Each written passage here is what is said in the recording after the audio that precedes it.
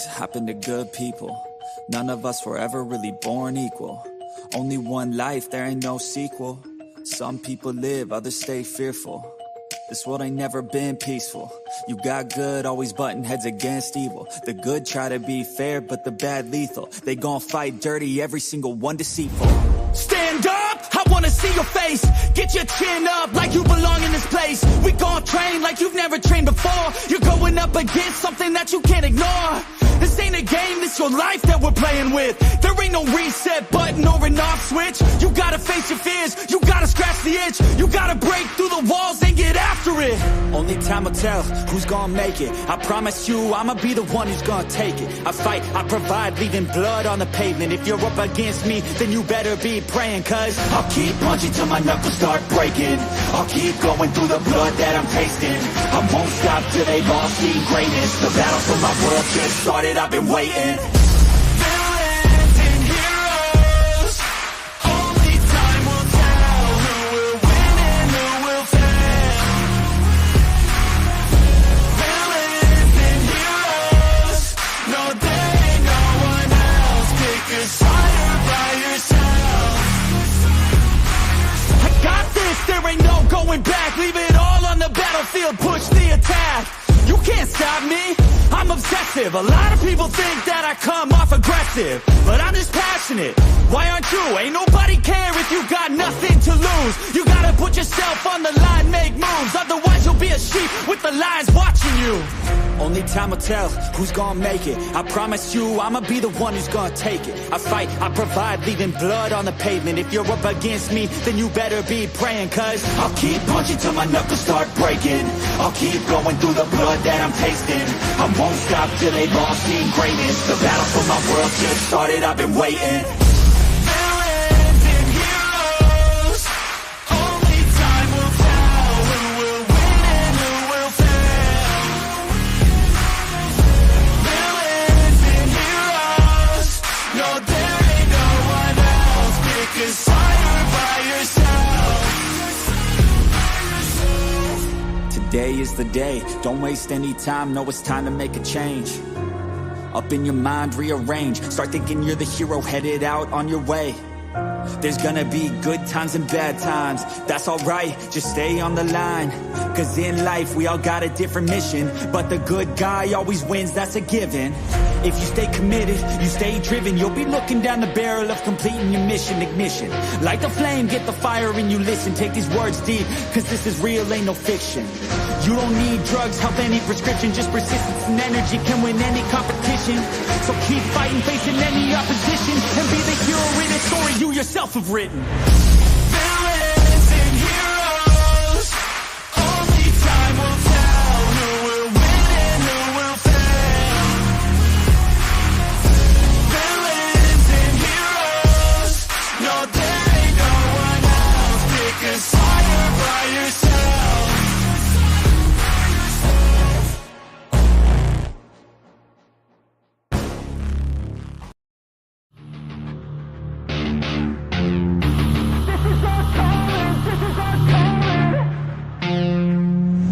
Let's go, it's time to be the GOAT. It's time to enter God mode, man, let's get it going. I wanna be the greatest, energy is overflowing. I know I'm stoking the fire, my desire's taking over, not tired, I'm inspired, rewired. I know just what is required, my brain knows how to decipher. The message is looking brighter, already paid up the pipe, but my game is getting much tighter. I feel my body on fire,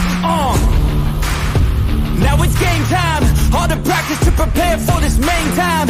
I could do anything, that's my baseline. Go ahead and do you, I'ma make mine. You gon' read me in the headlines. Always go up, I don't know a decline. On the glow up, getting better with time. Yeah, I'm about to hit my prime. The air is filled up with suspense. We've got our dreams we must defend, and we know what we represent. So we'll keep fighting till the end, and we'll keep fighting till we win. This is our calling, this is our calling. Yeah, we'll keep fighting till the end, and we'll keep fighting till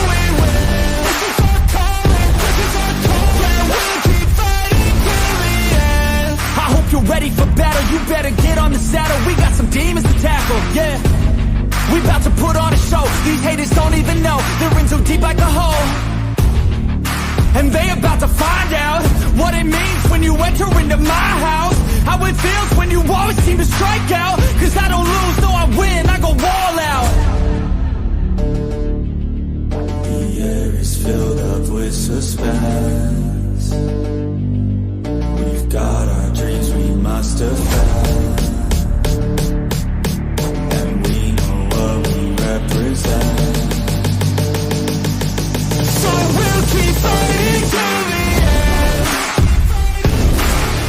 and we'll keep fighting till we win. This is our calling, this is our calling. Yeah, we'll keep fighting till the end, and we'll keep fighting till we win. This is our calling, this is our calling. Yeah, we'll keep fighting till the end. They can feel the storm, it's coming. They can hear the drum beat thumping. Off in the distance, we're the resistance. They gon' be the one who's running. They can feel the storm, it's coming. They can hear the drum beat thumping. Off in the distance, we're the resistance. They gon' be the one who's running. They can feel the storm, it's coming. They can hear the drum beat thumping. Off in the distance, we're the resistance. They gon' be the one who's running. They can feel the storm, it's coming. They can hear the drum beat thumping. Off in the distance, we're the resistance. They gon' be the one who's running. And we'll keep fighting till we win.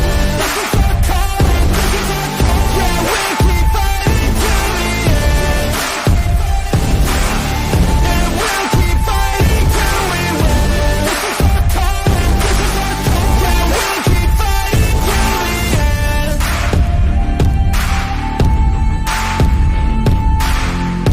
This is our calling, this is our calling.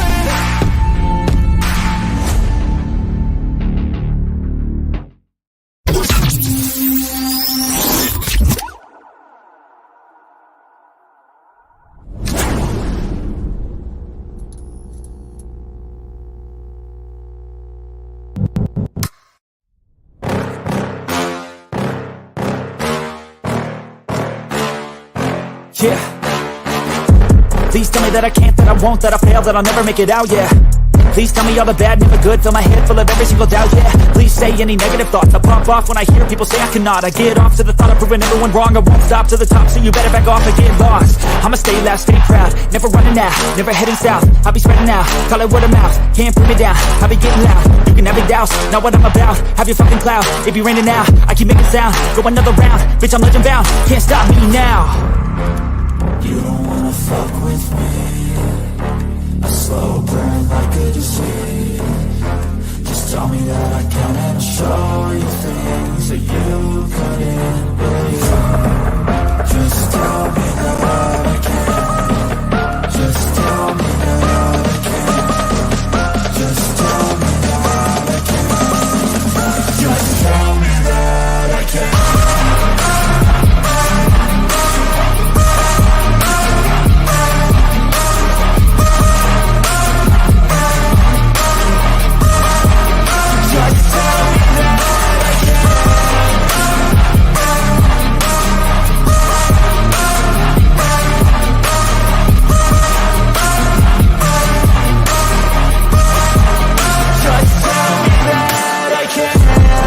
Anything negative, cause I just wanna hear it out your mouth, yeah. Give me fuel, it's a tool that I use to go ahead and run my fucking mouth, yeah.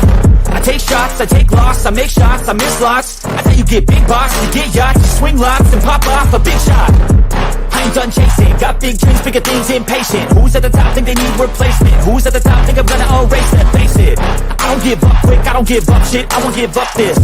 Cause I know that I want it, know that I'm on it, I'll make it, I promise. You don't wanna fuck with me. A slow burn like a disease. Just tell me that I can and I'll show you things that you couldn't believe. Just tell me that I can. Just tell me that I can. Just tell me that I can. Just tell me that I can.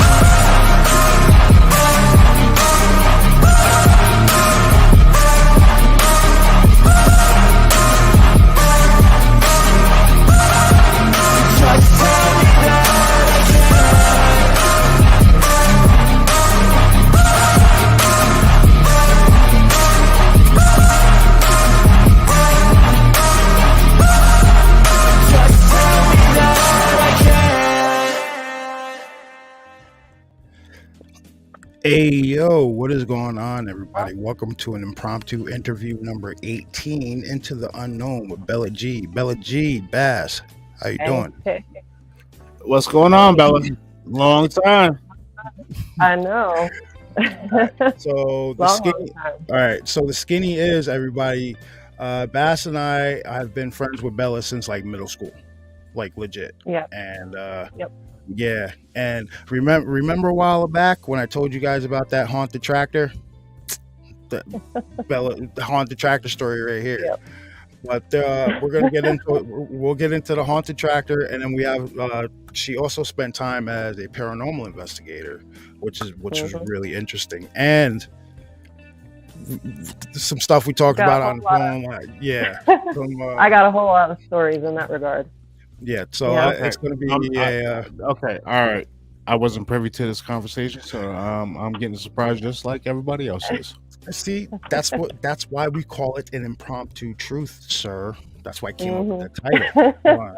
So there's a lot of people in chat. I can't really catch everybody on the normal roll call because normally we do a roll call when we name out everybody, but I can't name out all 67 people right now because chat is scrolling through.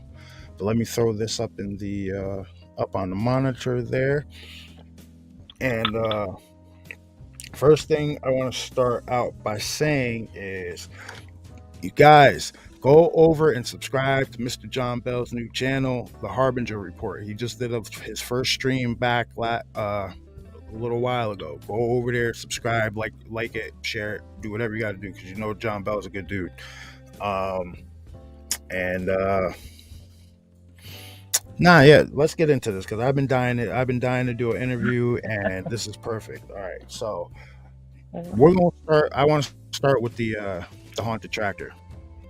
Okay. All right, so we were in middle school. Because I was told this story numerous of times, but I never got your side of the story. You never got my side? No, I never Oh, asked. did he ever came tell you home, how he told me basically about like the- left me in the dust as we were running away from this thing? That I was like feet and feet behind him, absolutely. like See, Absolutely, he told me that. like that proves right Bella, there. you already know we don't play games of scary movies. We're gone. That proves right We don't there. stop. Look, That proves right there from a young age I did not play. Something weird was happening. I was getting out of there. All right, so I remember it was summertime, and your mom had told us that it was a good spot to see UFOs because she knew I was into UFOs. And I remember that night because it was clear as hell out, and we walked down maybe about 100 yards from your front door to the what did they call that area? Was it It was the golf course now in Smallwood. It's currently the dog park in Smallwood right now. they turned it into a dog park over there? Oh, that's cool. Yeah. All right. So we walk. She tells us I'm huge into UFOs, and I'm like, all right, you tell me I can see UFOs, I'm there. Right now, this is before. This is years before, ladies and gentlemen, that me and Bass had our interaction with that white light you guys all know about. But so I'm like, all right, boom, let's go. We wait till it gets dark out, and we start walking down there. I remember that shit because there was a ton of mosquitoes. All right, and we were walking in the middle of the grass, so that's why. Yeah. So I remember there being like a swing gate, all right? And then when you walk in, there was trees in the middle. I forgot how many trees there was. And it was like a ring. It was like a whole row of trees that kind of cordoned off the little parking lot area to the like grassy area where we were. Yep. So now, and I remember the way it was laid out was it was like high grass all along the field, right? So I'm gonna tell you my point of view. You tell me your point of view, and Bass will hear it both. All right. So this is what I saw happen. I've been waiting for this for over 20 years. Legit, this is what I saw happen. So we're standing there by the trees, right? And I hear an engine kick on. So I'm like, what the hell is that? And you're like, I think it's that tractor. Now it's like 9:30 at night. So I'm like, it was pitch black. Yep. Yeah, so I'm like, okay. So then this tractor comes from around the corner, and it starts going around the edge of the field. You see her face, ladies and gentlemen? It starts going around the edge of the field, and I'm like, yo, okay, we need to hide, right? So I remember us like climbing up underneath the trees. So yes, there was like one big pine tree in the middle. Yep, that that's where we went. So it starts going around the field, right? And I'm like, okay, we're gonna get in trouble down this motherfucker. Hold up. So and it goes all the way around us. And then when it gets a little further away, what did I say? There's nobody driving that thing. You look, what could you see? Tell them what you saw when you looked at that tractor. The way that the headlights were, you can tell that, you know, the way that the light shined up into the cab or whatever you want to call it, you could tell that there was nobody there. There was you could see there was no silhouette, there was no nothing, except you could see the back of the seat rest. And that outline, that was it. Now this is there was nobody driving. Unless it was a short little tiny person taking a ride, but I doubt it. This is not now. If I'm remembering correctly, this is not a modern tractor. This is one of them old school, big wheeled in the back tractors that you sit on. Old school Kubota. Yeah, with the curved butt seats in them. Right. So I'm like, yo, there's nobody driving that shit. Right. She looks and she's like, no, there's not. And you could, like I said, you could see the light bouncing off the thing. You could see nobody's driving it. And soon as I said that shit turned around and started coming straight for that tree. You see her face? You see how much she's laughing? Because it's so hilarious to think back. Like, I can visually remember everything like it just happened like a few days ago. Yeah. It's hilarious. And I'm like, yo, we need to go. And we got up, and I must have about face and ran. I must have been a little bit too fast for her because she's like, wait for me, don't leave me. And I'm like, come on. Well, you got longer legs than I do, so you had like full stride. I'm like, come on, let's go. Right. So we get to the gate, we run back up the thing because now I don't know what to think. I'm like thinking, like, what the hell was that? Are we in trouble? Like, so we go up and we tell her mom, like, yo, this just happened. Now, what happened when your mom went down? Didn't your mom go down there the next day? You know what? I really don't remember that part. I just remember the actual part of when we were there and what we witnessed there. I really don't remember. Like, she might have. Guys, all right. Ghost tractors. So you ever heard of ghost tractors? Now you heard of ghost tractors. Hold on. Now, I know the Smallwood area pretty well. I used to deliver around there all the time. I could tell you exactly where it happened, man. Exactly where. All right, so you know hold on. Hear me out. All right, so you're going down 17B. Right when you get past Airport Road, you can make that left. Yep. Right down that road, and that brings you by this Smallwood firehouse. That's Ballard Road. And that brings you. Ballard Road. Then you follow that all the way in, where it brings you to the 4-way. We can go straight or up the hill to the left or the right. You could go that way, or you can backwards, like coming closer to the firehouse. I would think so. Yes, because the golf course technically, like, if you think of the firehouse area and that curve, there's like that little like farm. I don't know. Not really a farm, but they have the horses. Right behind that is the other side of the golf course. Like, that whole area was, I don't know if it still is like all like the same property, but it used to be all the same golf course. That's not the exact part where we were, but that is a part of it. Yeah, we were closer back towards her road. But hey, guys, you've heard of a ghost tractor now. I don't know if you've ever heard that shit before. People getting chased by that's some Scooby-Doo shit. I remember. No, I remember that so clearly because it was crazy. What? You came home and you're like, dude, we just got chased by a tractor. I'm like, what? Then he started to explain it to me. I was like, you're bullshit, man. Get out of here. No, I'm not bullshit. He kept repeating it. But I never got your side of it. No, it's the same as his. Like, I completely agree with everything that he's saying. The reason I asked you if you remembered if your mom went down there, because I remember your mom went down there because I asked her about it. And your mom said she went down there and asked them, was anybody out there on that tractor at like 9:30 at night? And she said they answered there was nobody in that fucking area that night. Nobody in that area. You guys tell me what that was. That shit made it went around that field perfectly. And then when exactly at the moment I said nobody is driving that thing, it turned around and came towards us. Like, shit. All right. Yeah. I always chalked it up to a paranormal experience, like the person who used to ride it or drive it or whatever, like passed away and he wanted to go for a ride. I don't know. That's like the way that I tried to sum it up in my head. Okay. The way that the date of that tractor, it was one of those old joints. It was older. It was an old tractor. But yeah. So I promised you guys the tractor story. There you go. Like, so I'm not bullshitting about being chased by a ghost tractor. Being chased by a ghost tractor while looking for UFOs. Come on now. Don't go, like I've said this before, don't go chasing white lights. Yeah. I'm not gonna lie, probably back then there was absolutely no light pollution. Like they didn't have cheap in the States back there. Yeah, not like today. Right there was no light pollution. It was gorgeous out. But, it was like a crystal clear night. That's why we went down there. All right. So I had mentioned this story to these guys, to the audience a few months ago, right? Now, want to tell them the whole scenario about when we contacted each other, when I contacted you about what I told you that I knew? Yeah. Okay. Yeah. I knew, like, okay, so it was probably about 2.5 weeks before you messaged me. I actually, for no fucking reason, that the tractor thing actually, like, came into my head. You actually were an afterthought, like, sorry. Like, I thought of the tractor first, and then I thought of you, and I was like, he's going to ask me to be on the podcast. I do that all the time, though. I have that happen.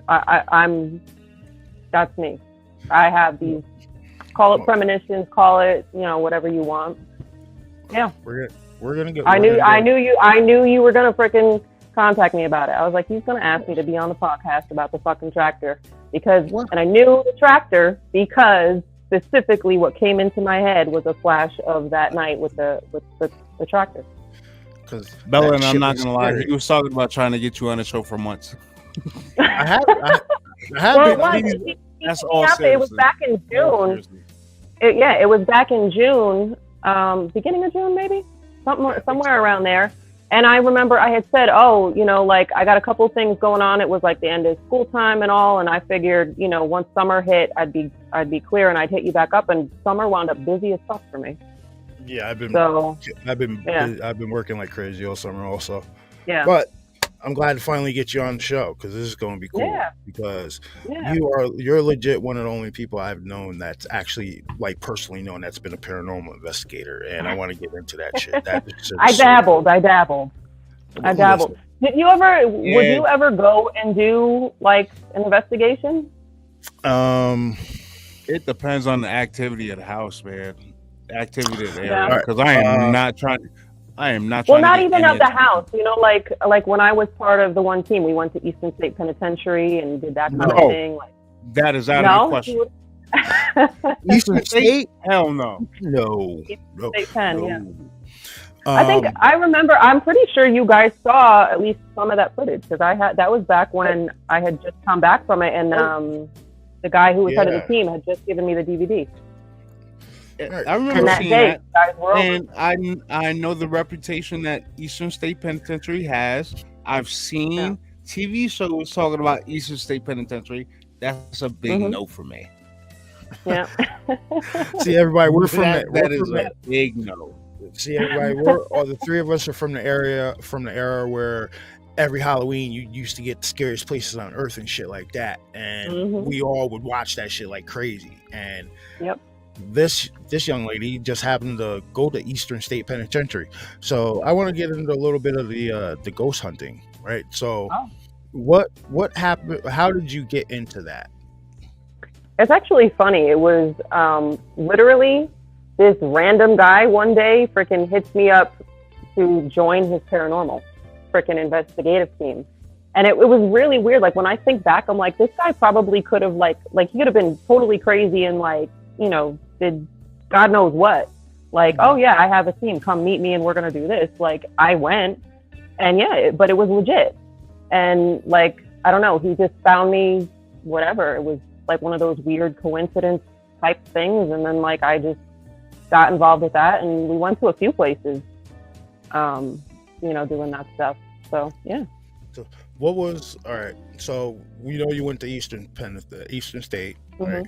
Now, out of the experiences that you had during while you were a paranormal investigator, what would you say convinced you the most a place was haunted?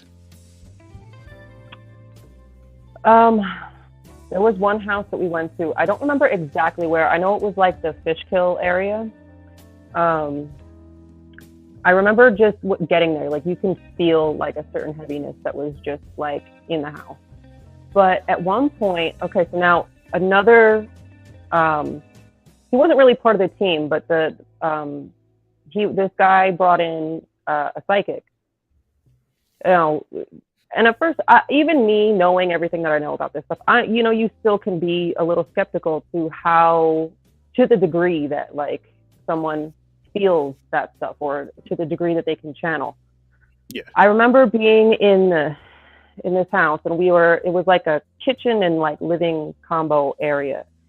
And so he was this older guy, and he was a psychic. This man was on an oxygen tank, like, but he wanted to come and be a part of this whole thing with us, like this particular house, for whatever reason, he felt drawn to it. So I guess when, you know, the guy that was the head of the group, I guess, was talking to him about it, he was like, yeah, I want to, you know, that particular house, I guess he got the vibe and, you know, wanted to see.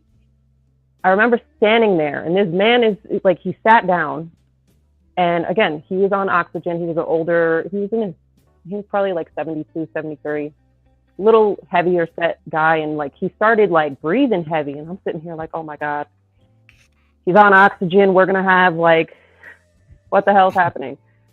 And then all of a sudden he starts talking in this whole other fucking voice. And I remember standing there going, oh shit, here we go. And I was like, just, you know, arm hair, standing up, neck, everything, just goosebumps. Like, and he just started talking in this voice that was just angry and mean and nasty. He didn't want us there. You know, he didn't want the people living there. He was convinced that it was his house. For the life of me, thinking back to it now, I don't remember what the name of the entity was. But I'm sitting there and I'm like, this man is on oxygen, and he's going through, and he just kept breathing heavier. And I'm like, oh shit, here we go. I was waiting, you know, because that heavy energy is a lot. And for somebody who's like, you know, on oxygen, I'm thinking like, we're going to be pulling this man out in a stretcher. Like, you've seen some, you know, horror movies obviously play up those kinds of things. But I'm sitting here thinking like, we're going to be leaving here with a man on the stretcher. Like, you know, he let this entity into his body, and he's possessed, and now we're like, that was probably one of my craziest experiences. No, I will never forget that, because I can still like visually remember it, like I'm standing there. Now, what had brought the investigative team to the house? The people that lived there just constantly were feeling, you know, that heavy energy, feeling like there was just, you know, a lot of evil type of vibes is what they said. And their dog specifically apparently started having like issues. But when they took it to the vet, the vet's given it a clean bill of health. When we were there, the guy that I'm talking about, his name was Al, that he was on oxygen. What he channeled was that, you know, he was, you know, the entity was basically even like, basically, I guess you could say like choking the dog, like just like even being just that mean, nasty, even to the dog. Like, he didn't want anybody, anything in his environment. And so after, you know, people were taking their dog to the vet and everything's supposedly good, but then they're seeing the dog like laying on the floor choking and like, or could barely breathe, you know, they're like, something is wrong. And they had like some of their own things. They say that like it felt like someone touched them or this or that. So like, from those experiences, but especially because of the dog, like it just didn't make sense to them. They were convinced that something had to be like doing it to the animal when they, So and that. Did anybody look into the past history of the house, like what took place before that family moved there? Did anybody die or anything? Was it built on anything or? I don't remember. Honestly, I really don't, as far as that goes. I just remember that house was, as we were walking through, like my own experience was, you felt the heaviness. It felt very uncomfortable to be there. It was just like, felt oppressive. No. Yeah, definitely. So what ended up what became the end result of this? Unfortunately, after we had left, we had planned on going back again. One of those things, you can't really do. All right. So the guy that I was with, working with, he was still into the more religious factor, and he didn't believe in doing exorcisms without certain approvals and this and that kind of thing. So I know he was planning on seeing what he could do in that aspect, as far as getting like a priest or somebody over there and, everybody come back. But the people declined. I think they were just completely spooked by the idea of, taking it to that level. I don't know if they believed or if they were just, trying to brush it off like, this is crazy. I don't know if they moved. I know regardless, I would have freaking moved. But yeah, I don't know, because we were supposed to go back, but it never happened. No, had the family ever said that any situation she had to leave? Any good question from Mr. Sean G from Chasing Truth. Any situation Glad to that see she you had back, to Sean leave, G. any situation that you had to leave an investigation? Like where the family asked us to leave in the middle, I felt like I needed to leave. Yeah, yes, that one. No, I always say I'm tough like that. I'm not gonna leave. As scary as it would have been, nothing is ever as crazy, or at least from what I witnessed, none of the things that I went into, the houses we went to, were ever as crazy as what you see in the movies with, telekinesis and shit flying. And, there was definitely certain things like the energy. I remember this one house where you walked into the room, and I remember standing there for a good minute or two. We had the little electric meters and the voice boxes and shit. And it was like, all of a sudden you felt the energy shift and the room turned into like an ice box. That was pretty freaking creepy too. I remember that. But no, there was never anything that I was ready to run out of the house. Okay. Oh, you got nerves of steel, because I would have beat feet. No, I mean, obviously it's a little nerve wracking, but you just take a deep breath and keep going, No, I'm pretty sure when it comes to stuff like this, you could feel the energy before you even walk through the door. Yeah. That one house I was talking about with the people with the dog, I remember getting there and looking up. It was one of those, okay, I'm trying to think. It was not like an Amityville horror house, but it was old like that. Okay. And up top, it wasn't an attic, but it was actually a full walking attic. But from the outside, it was just you saw these two smaller windows at the top. And I remember looking up there oh shit. You just felt I don't know what I'm walking into, but it was definitely heavy. Was that the most oppressive feeling place you've ever been? Probably. Yeah. Even out of Eastern State? Even over Eastern State? Yeah, you know what? Eastern State, there was definitely certain areas that were absolutely eerie. One of the basement areas where it was the medical area, that's a lot of heavy energy because, people, being sick or that were, I'm trying to remember. I think there was one, someone got stabbed, and I remember some of the pictures when the person was talking and telling us about it, the orbs and stuff that were in the photos and in the video, in the one room was absolutely insane. And then I remember them just telling us the different stories of, like, one of the hauntings was about a man getting stabbed, and I don't remember names because it's just too long ago, but I just remember all that energy. Yes, very heavy in certain areas there, but house-wise, that one house I was talking about with the dog, top, all of them. That one was pretty crazy to me. So I'm leaning towards a demonic presence in that house.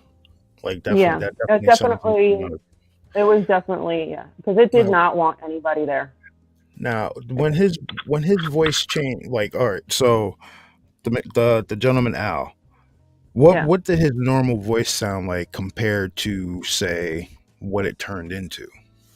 I mean, he was like this nice, sweet older guy. So, just like that normal, like, calm type of voice. And then he just changed into like this really aggressive and angry, like, I don't want you here kind of vibe just started coming out of him. It scared the hell out of me, because when he first started, it's not like he just decided he was going to sit down and, okay, let's do like a seance and see if I channel anything. It was like it just suddenly hit him, and then he just started talking. And when he first started, my back was to him, so I was like, what the fuck? And then, like, you see, I saw him just, then he started with the aggressive talk, and I was like, wow, okay, here we go. Right, so and I just remember standing there with my little voice recorder and my thing, and I'm like, oh, shit. Like, talk about like knots in your stomach, like, oh my god. Because that's, in those moments, you're like, of course, from all the different horror movies we've seen, you're like, is shit gonna start flying? Like, what's gonna fucking happen here? Like, I hope that it doesn't get, and it didn't get that crazy. It was just that aggression, and you felt the energy in the room as he was doing it. And then, and then it was crazy, because then it was like when the entity left him, he literally just went like, and I was like, oh, okay. Yeah, he just like slumped down, and I was like, okay. But, with him being on oxygen and older, I'm like, okay, is he all right? Like, he just sits there like, oh my God, are we okay? But he was all right. That really makes me wonder about the history of that house. Yeah. I could probably, I could probably get in contact with the one guy and find out. I know I have one of the old team members on my Facebook still. Oh, because I don't know exactly when, like, they started having to disclose that type of stuff in and like when you're buying a house. It was around 2006, 2007, I believe, that they started where if you're buying a house, they had to disclose if someone died in there or something weird happening on the property. Right.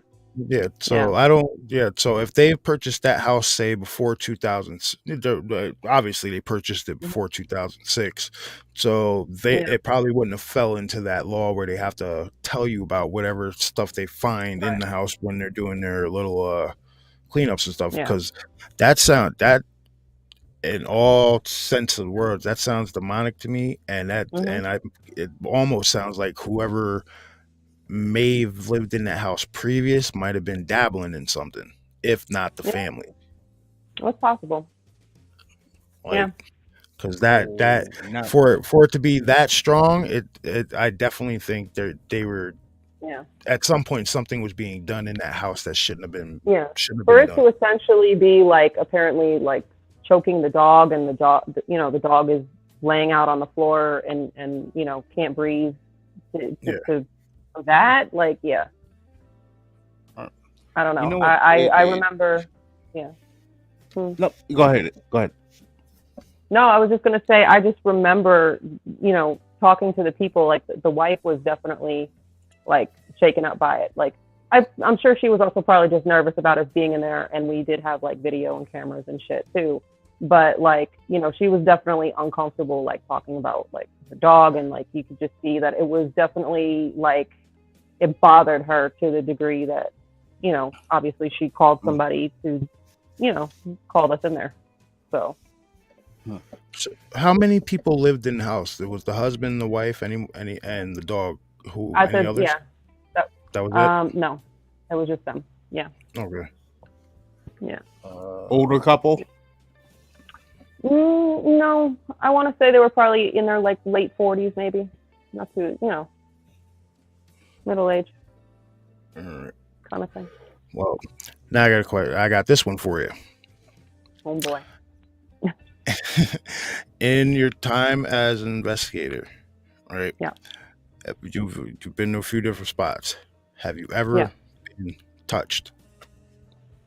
Has said something you couldn't see ever said, "Hey, how you doing?" No. I didn't ever feel that. I always just like, I definitely used to get the goosebumps on my arms, when you feel the energy shift, but I never would say no, that I like felt something like brush against me or touch me or push me. No. All right. Good. I got a question. Yeah. All right. So you guys were walking around with trying to get like EVPs and everything like that. What is the strangest bit of evidence you have ever caught, or the group has ever caught, whether it be a voice or? I think it was actually seeing an image of the entity in a photo. I'm trying to think. That would have been from Eastern State. You could literally see like the entity, like the face, the body, everything. It was clear as fucking day. Yeah. Now I'm thinking back to the 90s when that Scariest Places on Earth show ran, and they were talking about Eastern State. And Bass, what was the area that girl said her dad was in, that he was doing some maintenance work, and that thing like ran up on him? I know exactly what you're talking about. I can't remember the area, but he was working on a lock in a cell block. I think he said it was on the first floor. Yeah, first floor. It was a cell block on like the first floor somewhere. Mm-hmm. Now, was that one of the area, like any of the cell blocks? Was those huge when you went there? Was those huge focal points? Yeah, they let you go through. There's certain areas that they don't let you go to, but then there's a couple cell block areas where they let you go down and just you can kind of do your own thing, go in and out of different cells and see what you pick up, kind of thing. And you can go, it was 2 levels. You guys have fun with the trampling along in the woods and going ghost hunting with EMF detectors and stuff like that. We've already proven I will run away from you. I will run. Right? It's already been established. I will run. So there's no need to ask me about going to. I'm your mobile command center guy. Remember that. When you guys go do your investigations. Yeah.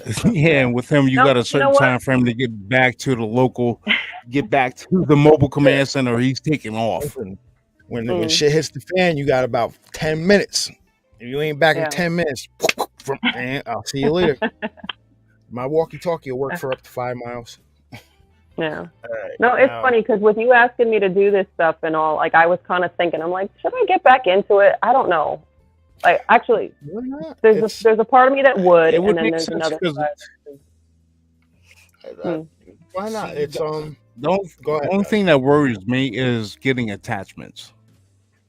Well, that's the thing. I don't need to have anything attached to me. I know that I'm very sensitive to energy. In more recent times, with a lot of the different things that I've been doing, I definitely have felt like I just feel the energy so much more, and I do worry about something attaching to me. I have 2 kids. I don't need to be bringing anything back home with me, and that's actually just even talking about this stuff. You see, I had my sage and my Palo Santo. I lit it, and I'm like, just clear the air, clear the vibe. Like, I got you. Because I know what we're gonna be talking about. So, yep. All right. So we're gonna get into the other stuff. Okay. All right. So how would you term that? Which part? The the spirituality thing, what we were discussing on the phone. Oh, it depends. In terms of energy and things, like I was saying that I definitely feel energy. As I've gotten older and I've actually studied different things about energy and spirituality, like I do have a whole new sense of understanding. But I definitely have had pretty much my whole life where I always knew that I was a little bit more sensitive to energy, but I didn't understand it. I would never have like described it to someone as energy before. It would have just been, the old school traditional way before, science really took into that next level. Yeah. Like it was more or less just described as like hauntings and spirits and things, and like that I could sense them. I told you over the phone when we, quick chatted about a couple of things. I've known when people pass away. I've known, I actually am one of those people, like some people are. So in terms of like psychic things and psychic awareness and things, you've got clairvoyance, you've got claircognance, clairaudience, and clairsentience. So clairvoyance is seeing, claircognance is just knowing without any other extra feeling. Then you've got clairaudience, which is hearing it, and then clairsentient is like that feeling. You can feel different things. So I kind of have a little bit of all of it. Because I've definitely had experiences with each and every one. So different people that I have felt pass away, like I knew when my grandfather passed away. He wasn't doing good, but at the same time, you don't necessarily know exactly when someone's going to pass. So although I knew he wasn't great, I remember I was sitting at my computer and all of a sudden, like I started hearing like, it wasn't like someone was talking to me, but the best way I can describe it was like back chatter. Like you ever sit in a restaurant and like, you don't necessarily hear other people's conversations, but you hear, voices and like, it was like this thing. And I felt like it was just like this distant thing sitting behind me, like, and it was a man's voice. And that's like what I first felt. And I'm like, or first started hearing. And I'm like, I kind of, pushed it away. I'm like, whatever. And then I kept hearing it, like it got louder, still not to like where I can like hear like the words, but it was definitely a man. And I just remember sitting there and I took like a moment and just like took a breath and I was like, this is my grandfather and he just passed. Like I just knew, like nobody told me. And then I want to say probably about 3 hours later, I got the phone call from my mom that said that he passed. And I was like, yeah, I knew. And then, but another part of that, again, like, it was like I had that clairaudience, but then I also had like, it's not like I heard him say anything to me. I didn't hear him particularly, but so I had that clairaudience, but then that clairaudience of that like man's voice, just suddenly that cognizance just clicked in and it was like, I knew what it was. And that happens so much to me. Like I can think of something or somebody. And it's not that somebody asked me a while back, like, well, how do you know that you just like not like thinking of someone and, oh, it's just a coincidence. And it's like, it's the way that it hits me. It's like, I'm not purposely thinking of them. It's like I get hit with the thought. That's the best way that I can describe it. It's not like, something triggered me to think of somebody or something and then, then it happens. And yeah, okay, that could be considered coincidence, but it's the way that information or certain things hit me. Like, it's like the energy. It's like the energy clicks. It's perfect example. I'm sure perfect example. You probably got the energy of me talking about the damn tractor story, and that's what you thought about the tractor story. Yes, because very specifically, like I said, you were like the secondary thought. It was the tractor that first came into my mind, and then I thought of you, and then I knew you had the podcast, and I was like, he's going to ask me to be on the podcast, and lo and behold, then there you were, and I was like, oh fuck, I was like, I did it again. It's like, I don't know how I do it. I do it so often that I sometimes like I trip myself out. I'm like, God damn. Well, but hey. Listen, you need to feel out or clairvoyant some lotto numbers and shoot them my way, all right? Listen, I'll split the winnings with you. I once had like numbers come to me, not the full jackpot, obviously, because I'm not sitting here as a millionaire, but I was out and like I had numbers that just kind of like hit me. I was out. I remember specifically earlier in the day, 4 just kept on like hitting me. Like I'm like, okay, why the fuck am I thinking of number 4? Like, okay, 4. And then a little while later, I remember the specific numbers just because of how they hit me was so like, again, that claircognizance that it just hits me and shit just comes to me. And then, so the next one was number 20. And that was, I remember I was getting ready to leave. I was like doing my hair and everything and getting ready to leave my house. And as I was standing in the mirror, number 20, just there it is. I'm like, okay, what the hell? Like numbers coming to me. And then, so we were all out. It was me, the kids, and Bruce. And we went walking. What are we doing? We were at the one shopping plaza, and the kids were getting hungry. So I was like, all right, why don't we just stop in? We'll grab some Chinese food. As I'm walking out with the Chinese food, all of a sudden, 7-Eleven hits me. Like, I felt like it smacked me in the face. I was like, these are fucking lotto numbers. I need to go play these fucking numbers. Sure enough. Okay, so after I walked out, we went right next door to Publix, to the fucking grocery store, and I went and played 4, 7, 11, and 20. And then obviously you need 6, to win. But so I just simply did a quick pick on the last 2 because really, like, no other numbers were coming to me. But I was like, I'm just gonna play these and hit quick picks. You know that those fucking 4 numbers hit. And I was like, if I fucking waited, I wonder if more numbers would have come to me. But I was there at the time and I played the numbers I had. And that has always fucking sat with me. I swear to God, I kid you not. Like, I always fucking sat there saying, I wonder if I waited, would more have come to me. Have numbers ever pop back up into your head? I did have a couple that I tried playing here or there, but it was never jackpot. Sometimes it was like $80, $100. But yeah. Watch, if Dude, you would have talking about lotto numbers, you would have drove home. Then the last 2 numbers would have popped in. Then you would have had your winning ticket. As soon as you got home. No, seriously, I always said if more numbers came to me after that while driving home, I would have turned around and I would have went back to the store and then gotten another ticket. But I kid you not that it was those 4 numbers, and 4, 7, 11, and 20 were the 4 that I played. And then, like I don't remember what the quick pick numbers wound up popping up. Like, I just let the machine pick them, and I don't remember what they were. But I specifically remember my numbers because of the way that they hit me, and that always sat with me. I was like, goddamn. But it's cool, but at the same time, it's like, damn it. I could have been a millionaire right now. Well, I know you're paying that. I usually play. I only play like maybe once or twice a week, but I usually play me and True's birthday, 6/15. Yeah.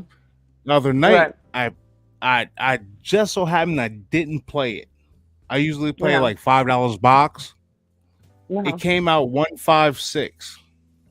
You serious, dude? That was 20 grand. If I would have played it the way I usually play it. Wow. Damn. Yeah. I was sick to myself. I looked at the numbers the next morning. I'm like, really? Yeah. All right. No, so, after that, I did try a couple times, like channeling. Like, I'd sit there and quiet, and I'd be like, I started doing where I would just like take a stack of the tickets home, so that way I could fill them out at home in my own little. Try and get myself in like my own little vibe. And see if I could channel some numbers. I tried. I did fucking try. Yeah. But no. They never came to me again like that, which sucked. Maybe one day they will. Who knows? No. I know you spent some time in Florida, right? 15 years. All right, 15 years in Florida. Anything weird ever happened down there? Yes. More on the personal level, though. Oh, not going Well, no. As far as like, I'm just saying, like, it's not like I went specifically to like houses like with a group. It was more or less I actually called somebody into my house. Really? Yeah. Mm-hmm. My kids were babies. We were having like just weird shit move, and what finally made me call. In the end, I knew who it was, but I wanted help in potentially just seeing if somebody else could channel or just help, with crossing over, whatever. It was Bruce's brother. It was his older brother. I remember Bruce's older brother. I remember him. Rob. Yeah. Because he passed away in 2001. And actually, I wish I could find this freaking photo. I swear to God, I have searched many times. I know it's probably somewhere in an old phone that my kids had, and when I moved back, it just got finally tossed. Like I used to give my kids old phones, play with, whatever. I know on somewhere it has to be somewhere, but we had a photo. Bruce's brother always used to be love pit bulls. I mean, who doesn't love pit bulls? But absolutely love pit bulls. We had a pit bull at the time. She was about 6 months old, and one night she was like looking up as if like just at something, either like from, if you didn't know any better, it looked like she was just looking up at the ceiling. Bruce snapped a picture. In the picture, you clearly saw this body, and it was like see-through, like it was like that white hue and see-through, but clearly it was a hand on the dog's head, and it was a body in front of her. It was like he was scratching the dog's head, because the dog was just sitting there and looking up, and Bruce took a picture because he thought it was fucking weird. And then it was clear. Like, I showed it to my parents. I showed it to multiple people that we knew at the time. And they were like, yeah, I see it. I was like, yeah, okay. We're not crazy. But Bruce's brother, we always said, Bruce's brother was around a lot. That wasn't the only incident with him. There was a few times that he kind of showed himself. Was he just like making? Was it kind of like playful like uncle prank type stuff? Kind of. I also think there was a point too where he kind of, okay, so I don't mind telling this story. Bruce and I at the time, there was one night him and I were arguing, we were fighting. And it was a bad fight. We were screaming at each other. And in the house, luckily, like the master bedroom was on one side of the house, the kids' rooms were on the other. So it was late at night, it was like midnight. And so like the kids were on the opposite side of the house. So I didn't, not that I liked screaming, but, they were out of the way. In the middle of screaming at each other, all of a sudden, there was this loud crash, like a big crash, like something big just crashed to the ground and broke. In my house, I actually still have them in my current house. I'm looking at them right now across the room. I thought, like, I like to keep, I have big glass vases that I like to keep on my upper cabinets in my kitchen. It sounded like my one big one that I have, it's almost 3 feet tall. Like, it crashed to the ground. That's instantly what I thought. Now, I was not the only one hearing this. Bruce heard it too. We both instantly, obviously, stopped fighting and ran out to the living and kitchen area. There was nothing. Nothing. We're both looking around, and I'm like, what the fuck? I was expecting to come out here, and that vase is down on the ground. Everything was in perfect condition. Nothing moved, nothing touched. I turned to him and I was like, that was a sign that we need to stop fighting. I always felt like his brother showed himself when it was like, yo. When the animosity was high? Yeah. Okay. Yeah. Yep. I always remember that because that was one of the most bizarre things. Like I said, I have these, I love to put like the big vases across my kitchen cabinet. And I swear I thought the one was going to be like, I was going to come out and it was going to be crashed to the ground, because you really did, like, it just, I can't even describe like how bizarre it felt, because it was so real, but yet there was nothing there. Nothing. So I always said it was him, that it was his brother telling us we needed to fucking cut the shit and, like, you know, work it out. Yeah. Well, possibly, like, if he was there a lot, so he's obviously a big part of that household for however long he was there, so it's quite understandable. Yeah. Well, like I said, I actually did call people to the house, and the one psychic that came kind of did sit. They had us sit. She was drawn to the one room at the time, which was my daughter's room. And we all sat in there, and she had Bruce sit with her in the middle of the room. And kind of just like, she did like channeling, and they talked about, you know, various different things that, you know, confirmed that it was Rob. And after that, like, she did kind of do like a prayer type of thing where, you know, to try and help him cross over, but that was not the end of his energy being around us. He was around a lot. His energy it continued after that. Yeah. Mm-hmm. Yeah. Okay. Well, she didn't do it like, she didn't do like an official like exorcism of the house or anything. It was just, you know, more of like that prayer, like, you know, I send you into the light to cross over kind of thing. But yeah, he was definitely around for quite a few more years. Now, did the kids ever notice anything? That look means they did, but it's kind of. Well, no, my daughter has the same type of thing that I do. She's sensitive to energy from the time she was little. I talk to her all the time. I'm like, you're gonna have it even better than me. Like, I always said I had it because, you know, both on my mom and my father's side is people that had very clear, you know, not necessarily psychic, but very in tune to their clairvoyance and things. My grandmother, Mr. G, if you're watching, how you doing, sir? Yeah. No, so my dad's mom is very much, you know, she always used to pop up with certain things. Like, people would come there and say something, and she'd be like, I know. Like, I already knew. And that's how I am. Like, people will say something to me, and I'm like, yeah, I already knew that. Like, I have learned that I have to keep my mouth shut about certain things, because if you tell somebody certain things that they're not ready to hear or whatever, they either think that you're a stalker or that you're just fucking crazy as shit. Like, it's just, yeah. But anyway, with my daughter, I'd rather somebody think I was crazy than somebody think I was an NPC. Yeah, I'd rather think I was.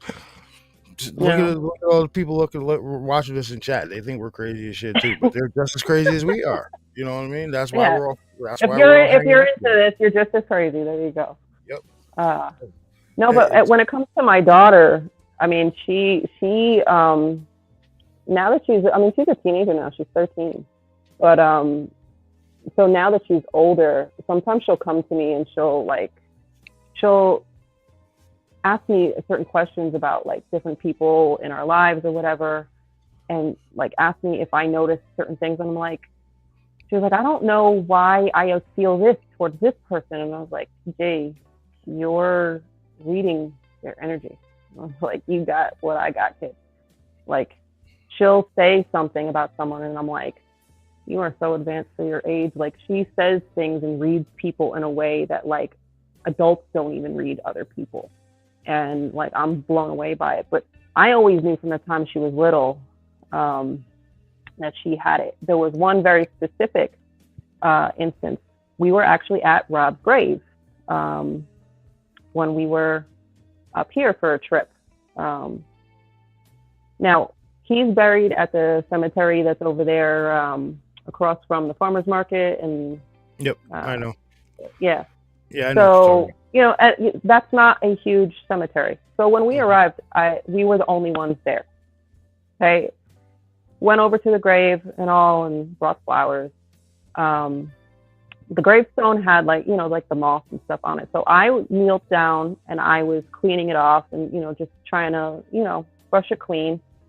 And as I stood up, I turned, and Gia was sitting a couple stones down. She decided to sit on a headstone. And I was like, Gia, get off the headstone. I was like, that's disrespectful. We don't do that. And she very innocently turned to me and was like, but other people are doing it. And I was like, so I looked around because I was like, I knew when we first pulled in, we were the only ones there. So I'm like, I took a double take. I was like, oh, let me see. I was like, did anyone else show up while I was busy, cleaning this? No. We were the only ones there. And I will never forget, like, her innocent face. She was like, but other people are doing it. She was 3.5 at the time. And I was like, okay. And like, it didn't spook me to hear that. Like, it was a little bit in the moment, like, alarming, like, oh shit, oh damn, like, okay, she's seeing, well, you do often, and we're in a cemetery. You do often hear the stories that kids are able to see that stuff a lot more than adults because they haven't been, say, conditioned, and their systems haven't been fed so much toxins as adults and teens have. Yeah. So yeah, I definitely agree. Kids do, but I just remember that specific thing with her, and like she always had things even after that. But that was the first very specific one that she, had that experience. And she definitely does read people and read energies, and she doesn't even realize that she's doing it. So I always say, I'm like, I think your gift is even better than mine, kid.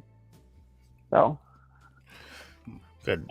But true. Next time you come into my job, I'm gonna have to have Carmine tell you about he just relayed something to me the other day. It wasn't the blonde hair, blue eye kids. It was one place he was living at, and then one place he looked at to go living at. This place he looked at to go living at was kind of like that place up on Parksville you went to go clean. No shit. Yeah. No shit. And the other place he actually lived at, his kids swore up and down that there was a man living up in the attic, but it was a crawl space attic.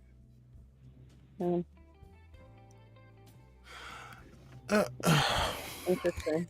Yeah. And so, the house I'm talking about was Rayton White Sulphur. So Bella, in the time frame since we were all 13 years old, a lot of weird shit's happened. Me and this guy possibly had definitely missing time after I chased down some white lights. You laugh.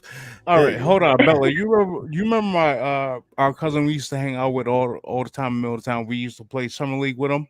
Yeah, basketball. Yeah. It was with him. Yeah, out near Pine Bush. Yeah. Okay.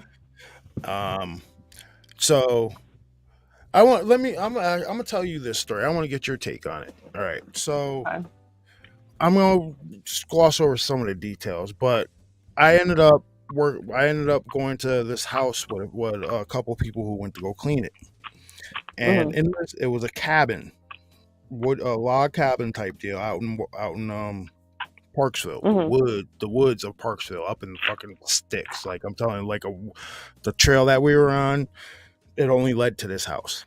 And when you roll up to this house, everything's overgrown. It's all dark and shit. So I'm sitting in the car. I wait for them to go open the door.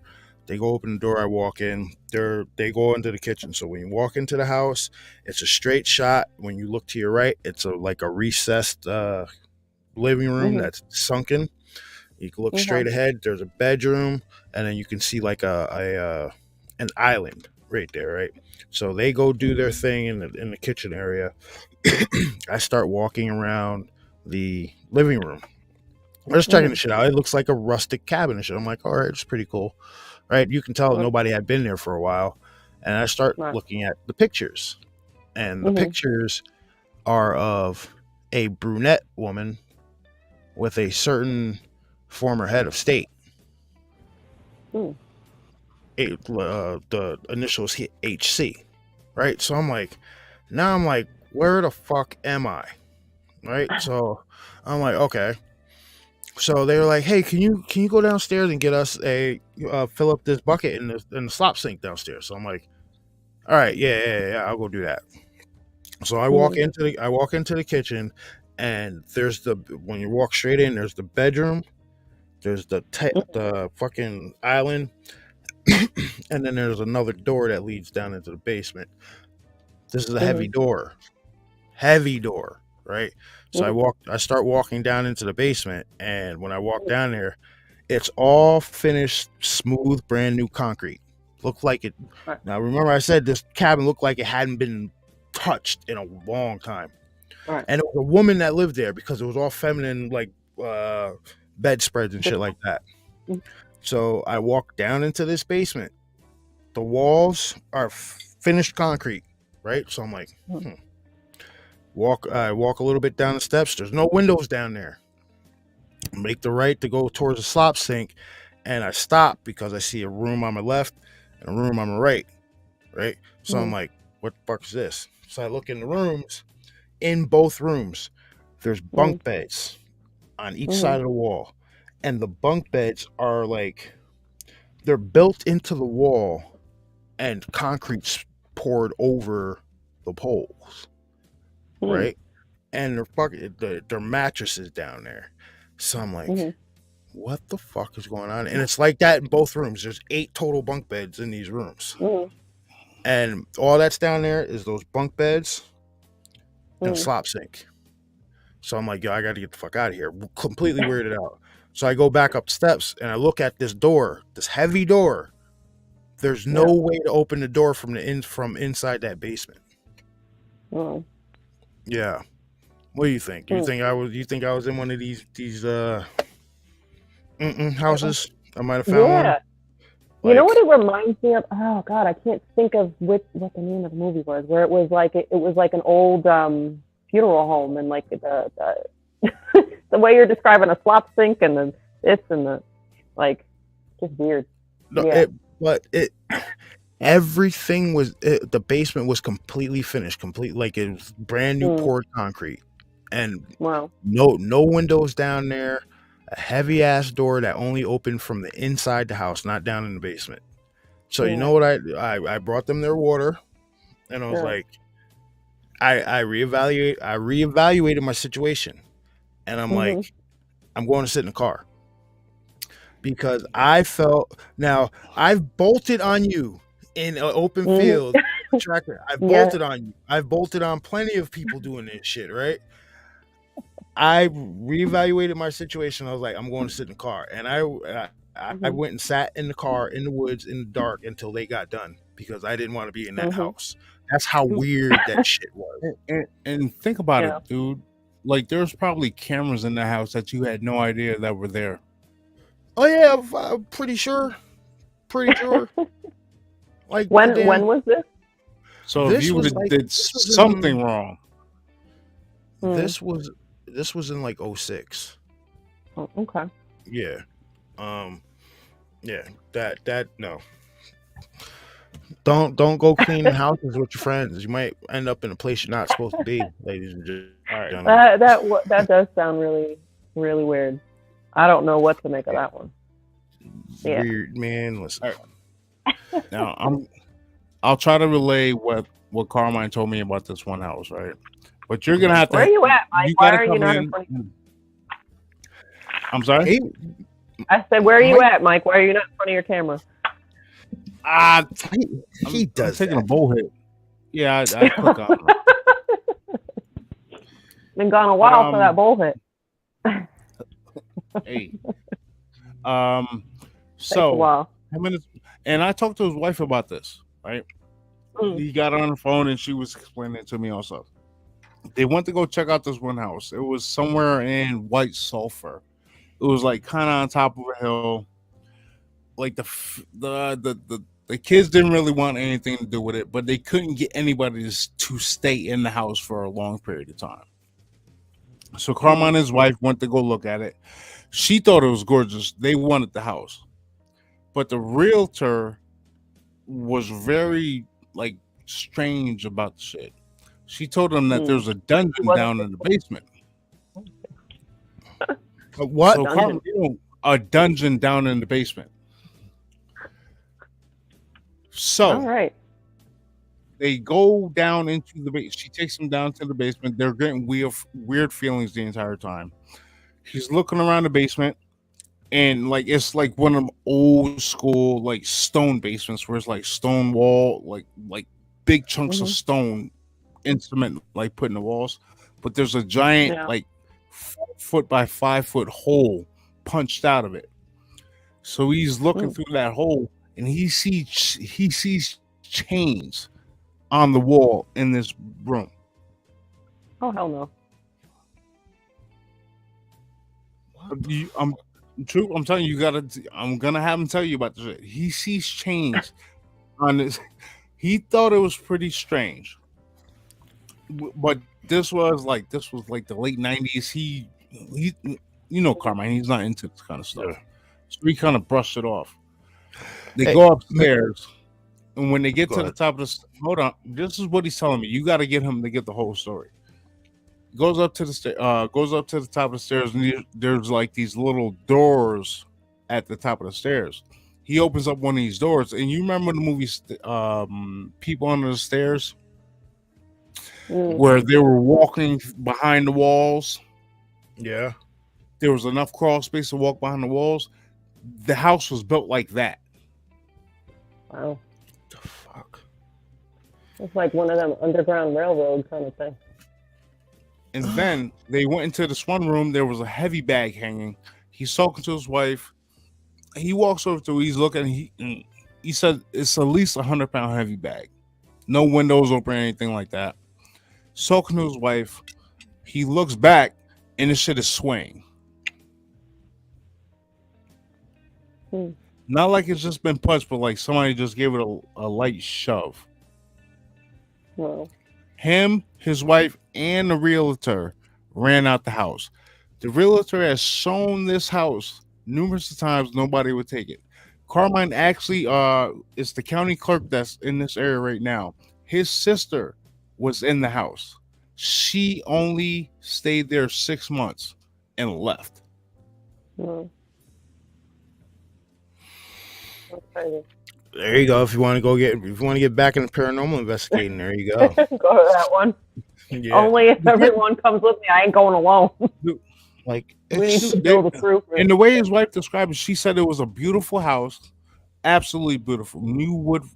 They were trying to do like renting it out or trying to be like an Airbnb, but they didn't want to sell it. And another strange thing is there was no entrance to that room where the chains were. So it was like the chains were put in there and then it was barricaded up. What? Chains were in there barricaded up, but there was a grate in the kitchen that went down into the basement. I know I'm messing the story up right now. I'm a little tired. You're gonna have to listen to him tell it. But I even talked to his wife about it, and she verified everything. So, yeah, Mr. G, it may have been that kind of house, but I'm not going to say it was because of the pictures that I saw. I'm not going to say it was that kind of house because of the pictures of the individual that I saw in that house. But all signs point to that's what that shit was. Because when I tell you this damn house is in the middle of the woods, this is in the middle of the woods. Like, there was nothing else around it. Nothing. Maybe some Bigfoot lurking around back there somewhere, but other than that, nothing. Yeah. All right. It's probably still there. All right. I guarantee you couldn't pay me enough to go back up there because now they know I know about it. All right. So let's get this thing back on track here. Sorry, Bella. This is what we kind of do. We kind of we're on a straight line for most of it. Then it just like we see a couple of New York State potholes, and we gotta dip and dodge before we break the rims. I got you. So now, would you seriously give some thought to getting back into, say, the paranormal investigation field? I would, given the right circumstances. Yeah, I would, just because I have even just different understanding and even understanding of how I feel energy and in tuned. I would definitely have to probably practice more of like protecting my energy just because of that. But I mean, I'd want to bring my daughter to see how she feels. She might be too young yet, just because I know that she has certain things. But you know what's funny though? If you start them young, they'll get acclimated to it sooner. Yeah. No, I know she already has that attunement, and it's there. You don't want to put them in a situation where something absolutely where it goes haywire. You want to know what? I know exactly what she would say to me. She'd be like, "No, Mom, the black girl side of me." He says, "No, because that's." She was like, you know, I know I'm like half white, but she was like, no, the black side of me would be like, no, I'm not. No. Like, we're good. Like that's exactly what she would say to me. I've seen this scary movie. I know how it ends. Mm-hmm. Yeah. That's exactly what she would say to me, because that's like I'm down with you. Like I know what you do, but going that far, that's a little bit much. I already know. Now, all right, so she already would tell me, like, no, that's a white people thing. I already know. So to get into this question, I got a question. Go ahead. You got a question? All right. Now,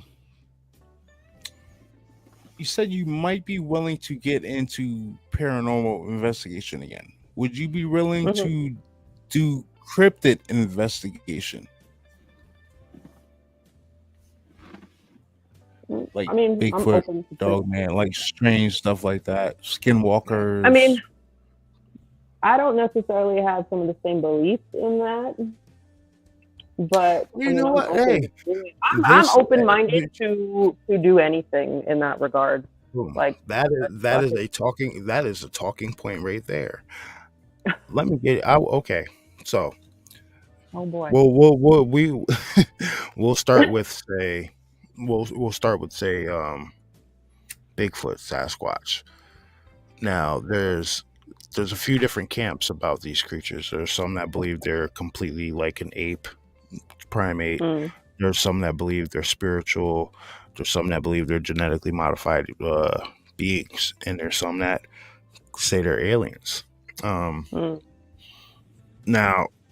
this is off the cuff here. You don't have to. Not gonna try to put you on the spot here, but what do you think? What's your opinion? I typically so back in the day I would have been like, it's possible. I've watched plenty of like the Bigfoot, like the Finding Bigfoot stuff, and I'm like, nah. To be honest, I'm like, no. You want to know why? I always say, okay, don't you think by now we would have found some dead bodies, like burial sites for these fucking Bigfoots by now? Like we can find tons of shit, but wouldn't we? That is a good point, but that's always what I start to fall back to. If I feel like go ahead. Okay, when it comes to the Bigfoot and all this stuff, I feel like if you believe in something, our minds always have the power to create certain things based on perspective and all of that. And a lot of times you almost can put yourself and you trick your own mind into seeing some of those things that maybe, it's based off of your, what you believe in your reality. I mean, that's anything, look at all the different ways that, the world is filtered. Yeah.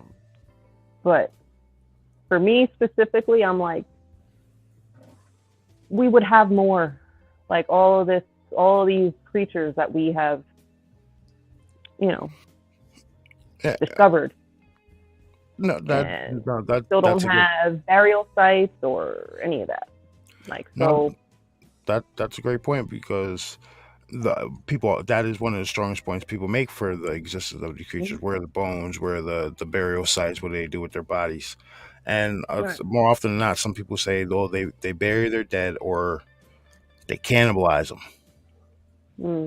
Which that may be a reason why we don't find them dead. Or the shits may be coming out of the caves and they went back into the cave system. Who knows? You know what I mean? Yeah. But now, I just feel like we would have wound up with some stronger things. Like, I think of fucking Harry and the Hendersons when Harry's fucking running through the streets. Like, at some point, with all the fact that the idea that they've evaded being truly seen, like, okay, people say they've seen sightings, but it's always, this mysterious thing around it. Like, you gotta go with some of the documented cases. Like, did you know that I believe it was in the 1920s in Manhattan, the New York Police Department reported shooting a werewolf to death in an alley. That's interesting. Yeah, that story is crazy, but I think you can actually find the news clippings from it. Like, they have images of the news clippings. I was gonna say, I'd be interested in, like, someone. I know that cameras were not like what they are now, but got to be some kind of images there.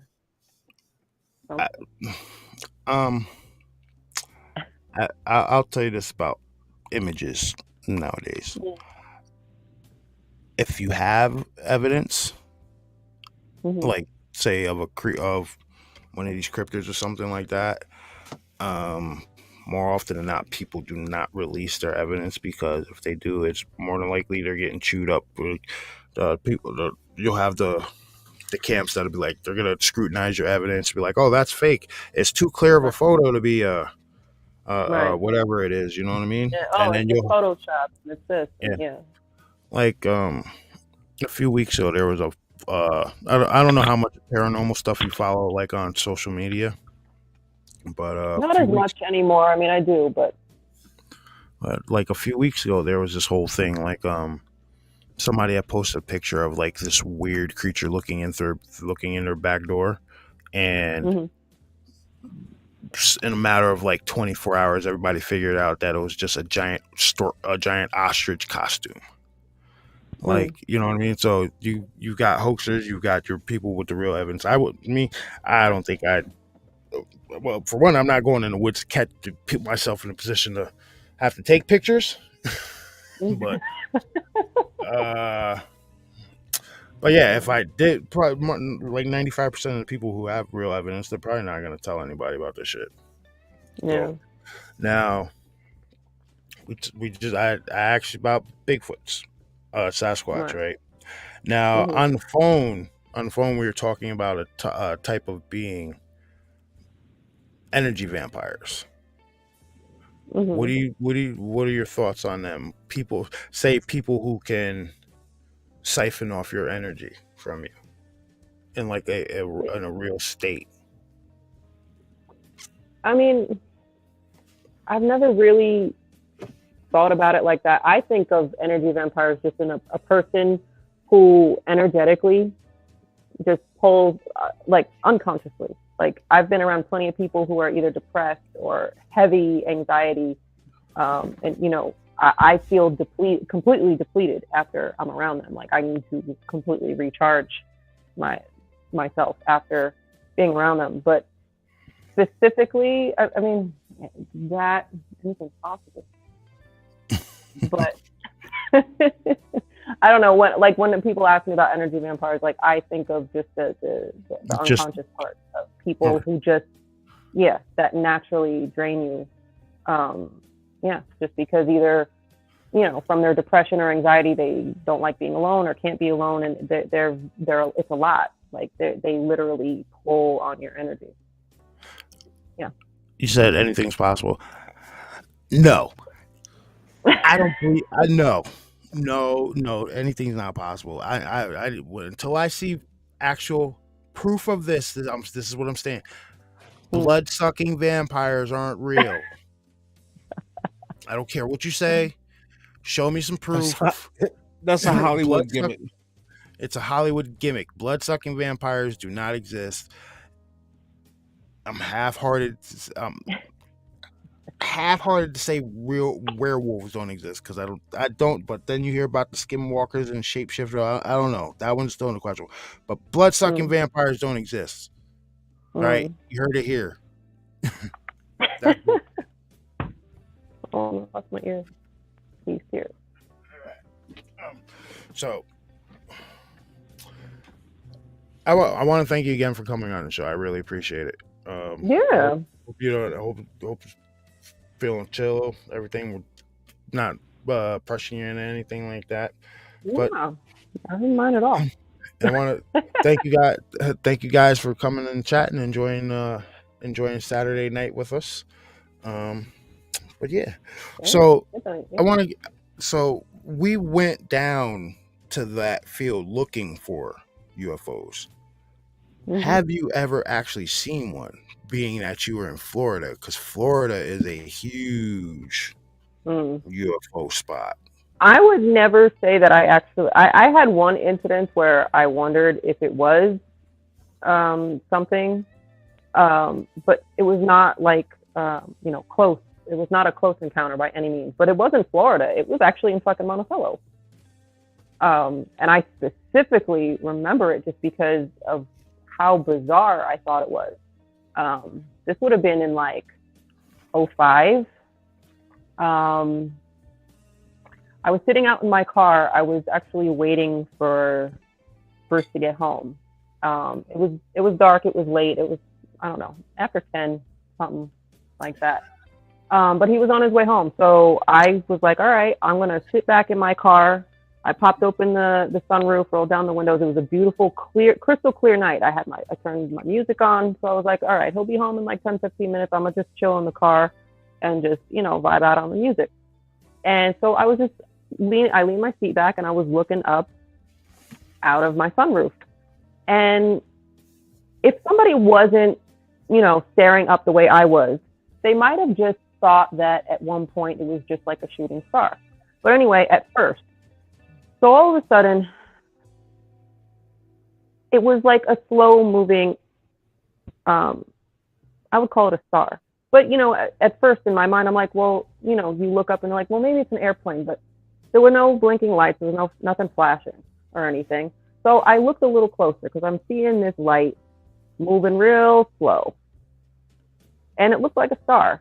So I'm watching, and I watched it from like the moment that it started crossing my sunroof.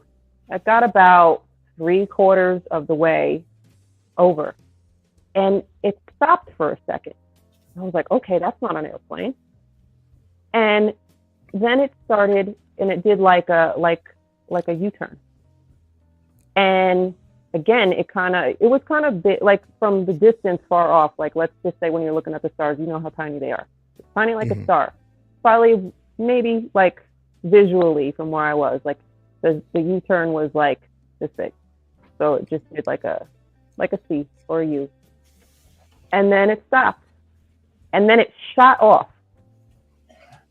And remember I said, like, at the beginning, like, if you didn't see this whole thing, if you weren't watching, you probably would have just thought it was like a shooting star. But I watched it go so slow and then stop and then U-turn and then shoot off. I was like, what the fuck did I just see? That was one instance I will never forget because, again, anything that I've spoken of that, in these instances, I very vividly remember clearly. Like they just happened. And I will never forget that because I was like, wow. Now, you say 06 that happened? That would have been 05. 05, 06? 05, yeah. I want to say summer of 05. Hey,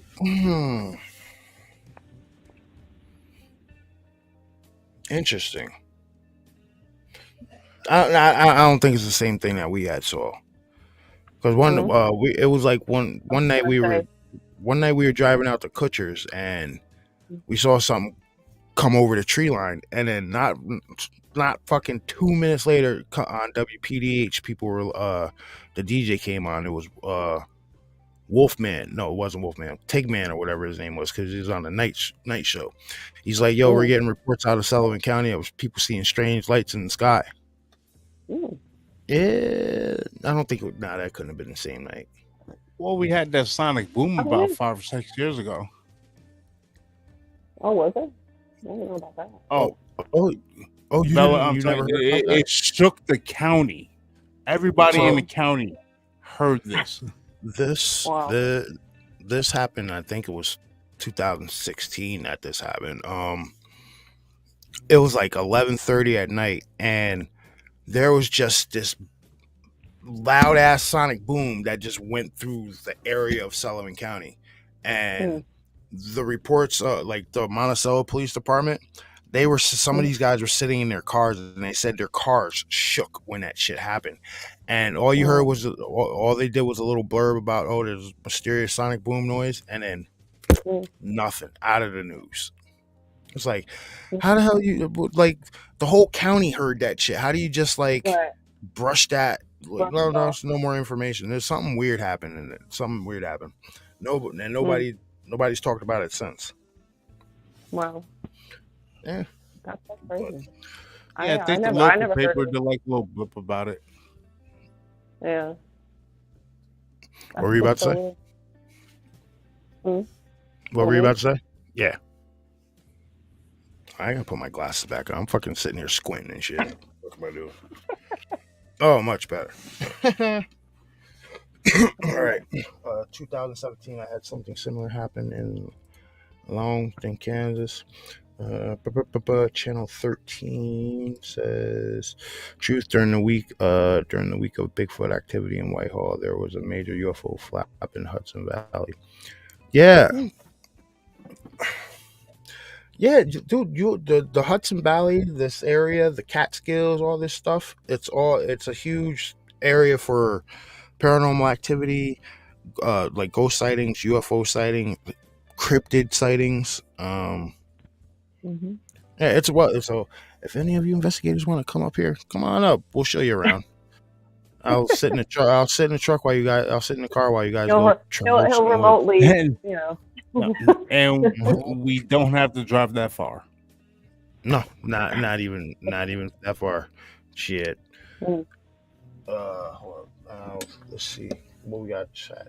Stopped on a bike, looking at it, and yeah. See, our chat goes. Everybody in our chat is pretty fucking cool as shit. Cool. But I'm missing chat right now. All right, so right now I'm going to conclude the paranormal interview. Now we're gonna get in our random shit. All right, it's after midnight. It's after midnight. We can talk about whatever the fuck we want to talk about here, ladies and gentlemen. This is what happens here. We do our interviews and then we talk about random shit. All right, so. Oh boy. All right. So what are you doing for hobbies nowadays? Me? Yeah. I renovate my house. Come on now. That's it? No. Pretty much. Okay, so obviously, I'm a single parent now. But so my time is limited as far as extra stuff. But I homeschool my children. I homeschool them. Past, all the other shit. I actually started before, the whole world fell apart for a little while. See, over here I call it the Great Toilet Paper Rush of 2020. That's why I call it over here. Yeah. No, so I homeschool my kids, so that's like a dominant thing right now. Yeah, but I'm just reading. No, I'm wearing a Bigfoot shirt. He's got the same shirt. Yeah. No, so what do? I bought my house to renovate it, to eventually flip it at some point. I'm not sure when that's going to be, but probably the only other hobby that I do. I still dance. I still, mostly in my kitchen, but I do go to a class every once in a while, and I still do that. That's like the one thing that I do for me. But that's like, that for me is more towards like the whole energetic, like I got to get my energy flow when I need to be in a better space, good space. Like, yeah. I mean, anyone who does like exercise knows that, like, you know, you get those endorphins going and all, but I don't know. For me, it's like I have to keep my energy levels like in a good space. So next one, being that we are so close to Halloween, oh boy. Top 3 horror movies. Top 3 horror. Okay, I gotta go with The Conjuring. Okay. That's definitely, and actually, okay, yeah. Can I go with the whole Conjuring series, like every branch off of it, like The Nun, Annabelle, all that? I gotta go with all that. I'm sorry, that's like in my wheelhouse. I love that kind of stuff. All right, we'll call that the Conjuring universe. Can I group them all together? So yes, there you go. We'll call that the Conjuring universe. Mm-hmm. I love Amityville Horror. That's definitely one of my top ones. I don't know, and you know what? I gotta go with the Halloween series. Who doesn't fucking love Michael Myers?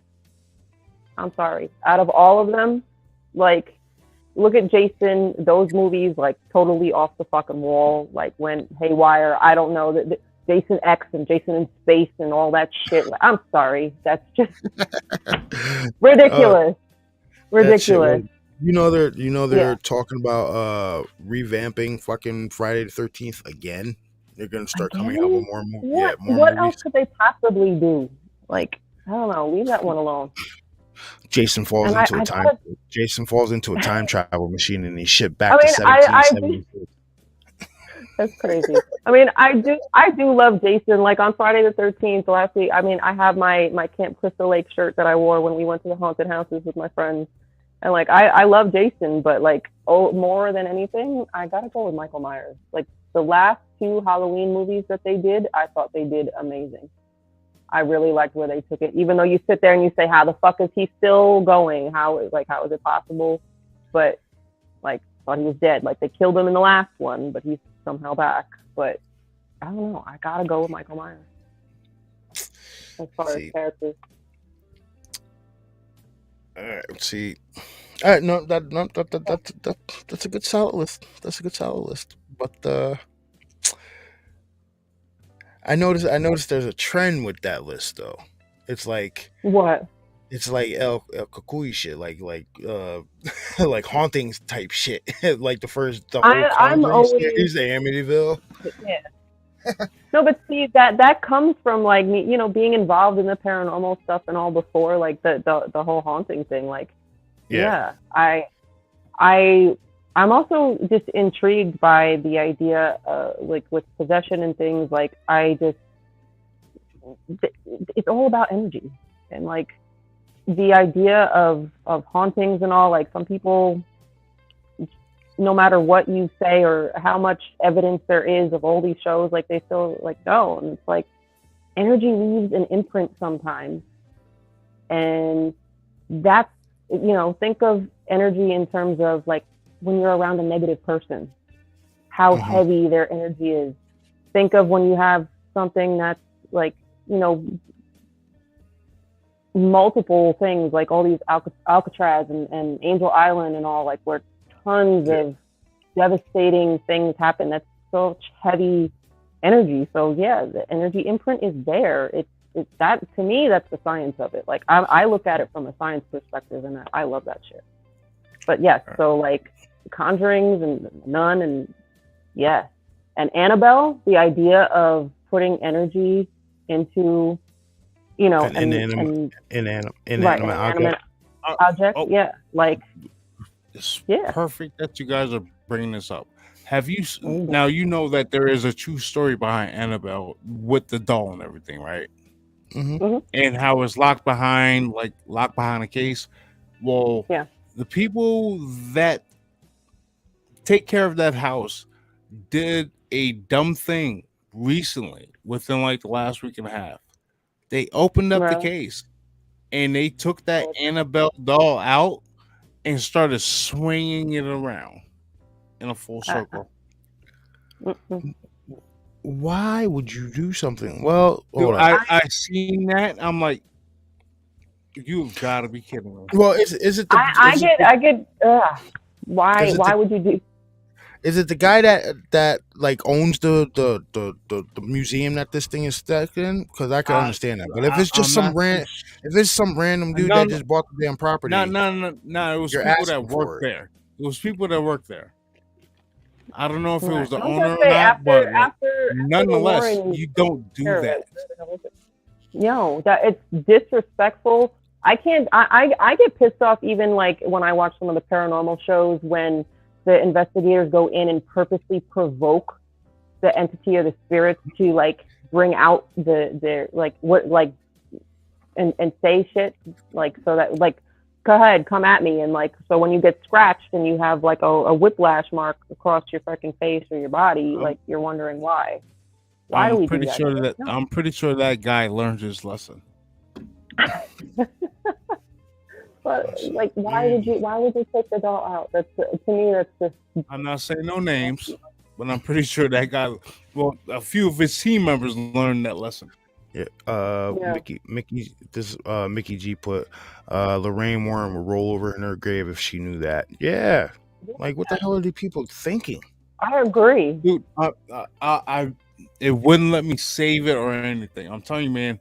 They took the doll out of this case. And started spinning it. You ever see the goat video where they pick up the goat and they start spinning around like a 3 circles? And they did that with the damn Annabelle doll.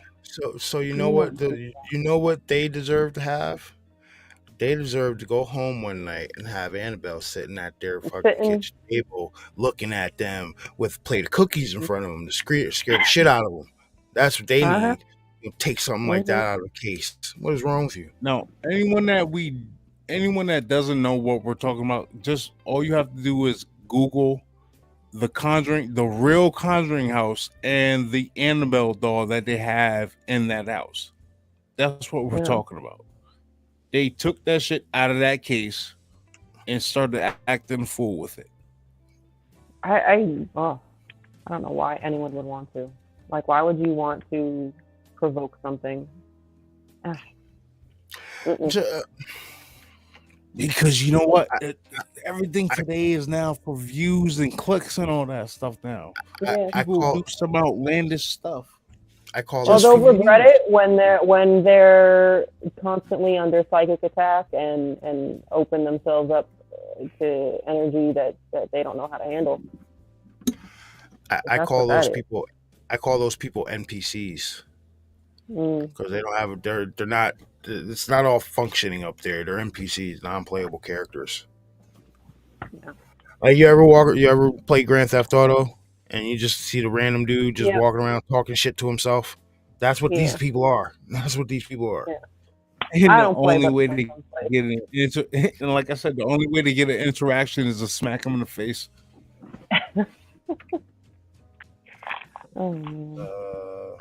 If we're gonna find out, maybe a paid dare. If it was a paid dare, you could not. Like I'm watching the video the entire time. I'm like, what are you doing? A paid dare. Well, if your friend dared you to do that, you need a new friend, fucker. All right.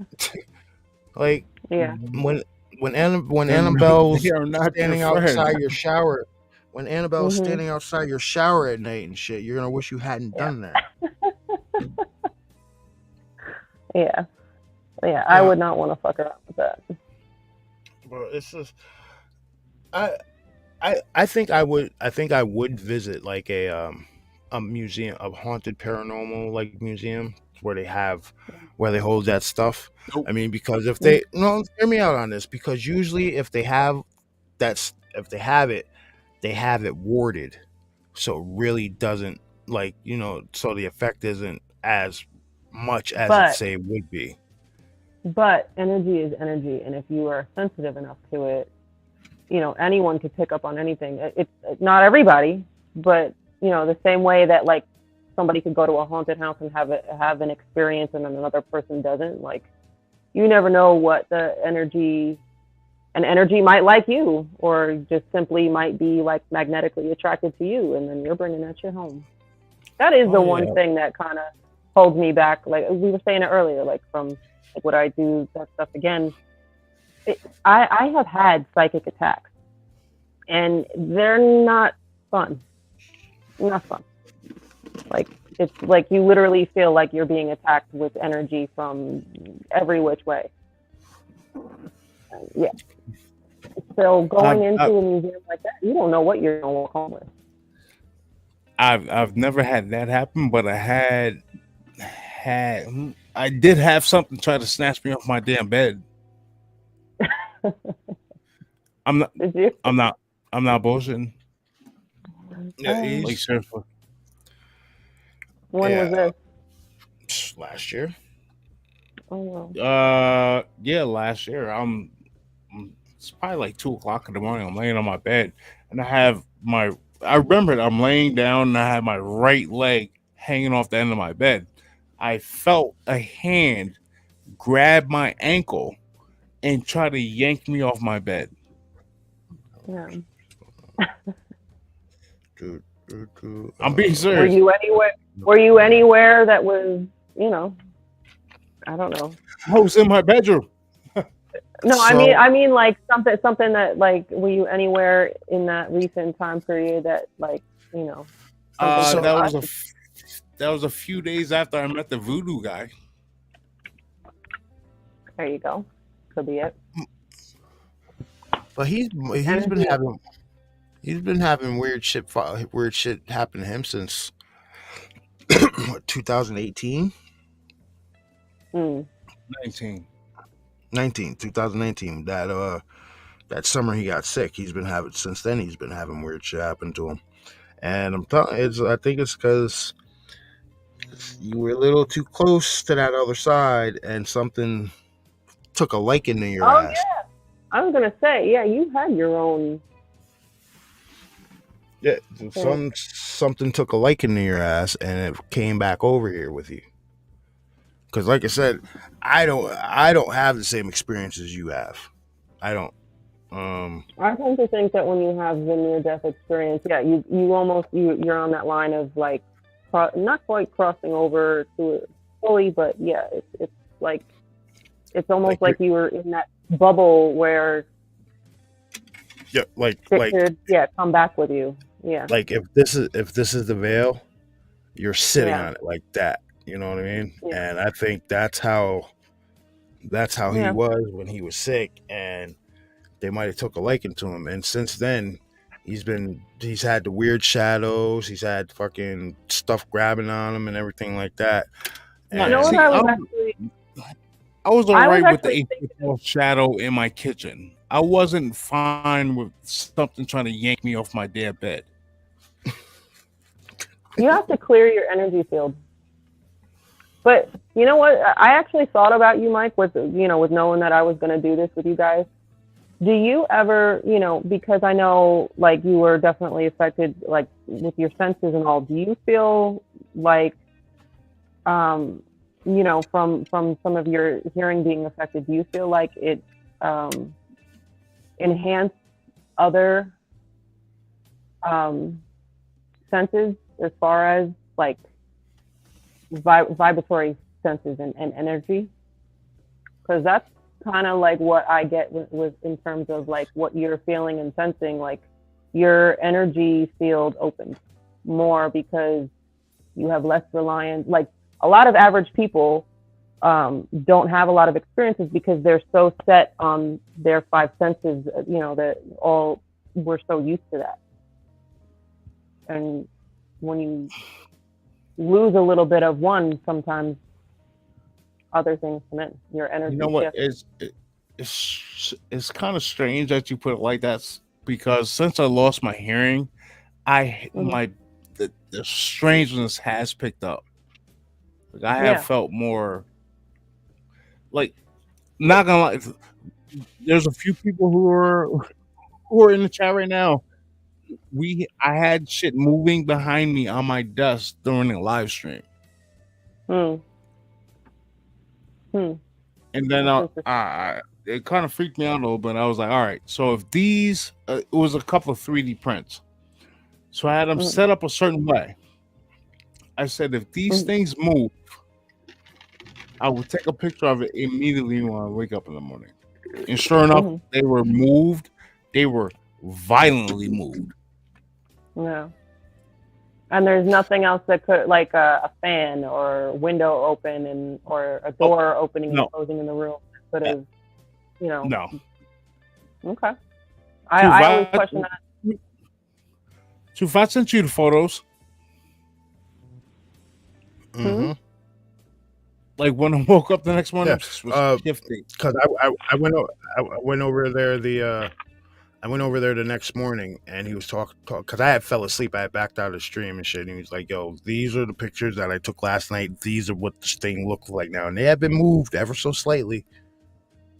Nah, that moon night that was shifted. Where's the moon night was shifted? All right, so 1 second, ladies and gentlemen. So I have a link to share. Now, you guys remember the Ecto 1 that I showed a while back? All right, so what I'm going to do, I promised my buddy that when he finally was ready to, I'd share his thing. My buddy Tom, who got hooked me up with the Ecto 1, he has an eBay store, and I'm going to post it in chat, so you guys go over there and check my homie out. He's got a lot of vintage stuff, and I think you guys will check him. I think you guys will enjoy it. So go over it. Well, damn, that don't look right, did it? All right, so I'll do that a different way. But go over there and check out my buddy's eBay store. Appreciate it. And so hold on, I need a second. It's fucking hot in here, man. Hold on. Shit. Crack that door a little bit. I just don't want the cats to come in here. All right, here we go. All right, Shell said I've caught orbs, flying orbs. What? Bess, go ahead. All right. So Bella, I want to relay a story that the guy Carmine told me a few weeks ago, right? Okay. So he's sitting at home. Have you ever heard of black eye kids? No. You've never heard of that phenomenon. Okay. So the black eyed kid phenomenon has been coming around. It's been talked about since like the early 2000s. So what the scenario is, right? These kids, usually a boy and a girl, maybe it varies here and there, but they have really weird characteristics about them. And what they'll do is, like, if you'll be sitting in your house or whatever, right? Or sitting in your car, and they'll come in, knock on your door. And then when you open your door, they'll feed you a line like, "Oh, can we need to call our mom. Can we come in and use your phone?" Trying to get into your house. Right. And see, damn cat, there he is. Come here, Loki. But his name is Loki. And that's the female. I got Loki, and I got the other one is his short. I like the name. I'm always about the villain type names. I got two of them now, and then the other one's name is Toast, short for fuck toast. Don't know more. I like that term, but okay. Shit, where was I going with this? Goddamn cat got me sidetracked. What was I saying? Oh, the black eyed kids. Okay, so they try to get in your house, right? And then the people who see these things often say that these kids have completely blacked out eyes, like no whites in the eyes, no pupils. Everything's completely black. Like, you ever see the show Supernatural? Yeah. They're the demons in Supernatural. That's what people kind of see, like those eyes. Now, Bass will tell you. Now that apparently that's demonic, I guess. But the run-in that his boss had a couple weeks ago, had the weird characteristics like a black-eyed kid encounter, but there wasn't any, say, negative interaction throughout the whole thing. Like these kids weren't pushy or anything like that. So what happened was a few Sundays ago, his boss and his wife were sitting down eating dinner in their house, and you know where the Liberty High School is. Yeah. Their house is directly across the street from the high school. So they leave their front door unlocked and everything like that because they know everybody in the neighborhood. So they get a knock on the door, and his boss is like, "Hey, come in," because normally anybody they know would just come on in after he says come in. Here's another knock on the door. No answer. So he gets up and goes checks the door. He opens the door, and he says it's two little kids. One's a little older girl and a younger boy with between 8 and 10 years old. Yeah, between 8 and 10. Between 8 and 10 years old with a red wagon, right? And in this red wagon, there's a bunch of small pumpkins. So they ask him, "Would you like a pumpkin?" And he's like, "Yeah, sure. How much are they?" And it was like, "Oh no, it's free. Don't worry about it. Our friend gave them to us." And he's like, nah, nothing's for free. So he's like, "Yo, I'll take the pumpkins, and you guys are gonna take this $20." So he has his wife go in there, go inside, get him $20. He takes the pumpkins, puts them on a stoop, and then his wife's like, "That's really weird," right? And he's like, "You know what? That's right." And he turns back around, and he opens the door, and these kids are gone. No more than 10 seconds. No more than 10 seconds. Was this story on social media anywhere? Because I don't know. As you're literally telling me this, for some reason I have the craziest like deja vu. Like you told me the story. I think I posted it on like. I think I posted it on like Facebook or something like that. I forgot where. I rarely go on Facebook. But yeah, he I don't know. So weird. He said the probably kids, what 3 weeks ago. Yeah. He said the kids disappeared. He looked down the street that way, looked down the street that way. You know the main strip that the Liberty High School's on. Nothing. Didn't see the kids running anywhere. Didn't see any cars anywhere. Didn't see any nothing. Right. His wife looked out the back door to the next street over. She didn't see anything either. So he's like, "Yo, that's really weird." Now, when these kids looked up at him, Loki, man, what are you doing? He wants to join. That's Loki. Cool. All right, get out. Sorry, get out. I love cats. I had 4. I'm down to 3 now, but I love cats. Yeah, he said that they didn't see these kids anywhere, and they know all the kids in the area. And when these kids looked up at him, they had blonde hair and blue eyes, right? So we had asked him like, "Yo, what kind of clothing were they wearing? Like, what did these kids look like?" And he said you could tell they definitely weren't from the area. They kind of looked like California-ish, I believe is what he termed it as, Bass. And he's like, he knew it wasn't anybody's kids from around the area because he knows the area has those those weirdos that like youngsters. So he knows nobody's letting their kids out at night. So he finds this whole scenario weird, right? And keep in mind that there's cameras on the high school that point at his house. So his wife goes to the school because she works over there. She's got access to the camera system. And she looks at the cameras from that Sunday from 6 p.m. to 9 p.m. She can see him opening the door. No kids at all on that camera. But kids. The pumpkins are real. Yeah, the pumpkins are real. They're sitting on his porch. That's crazy. Actually, usually he was telling me that the deers usually eat the pumpkins around this time, but all they've been doing is biting it by the stem and moving them. And they're not eating them. Like they want nothing to do with the pumpkins. They should cut them open and see if they're rotten inside.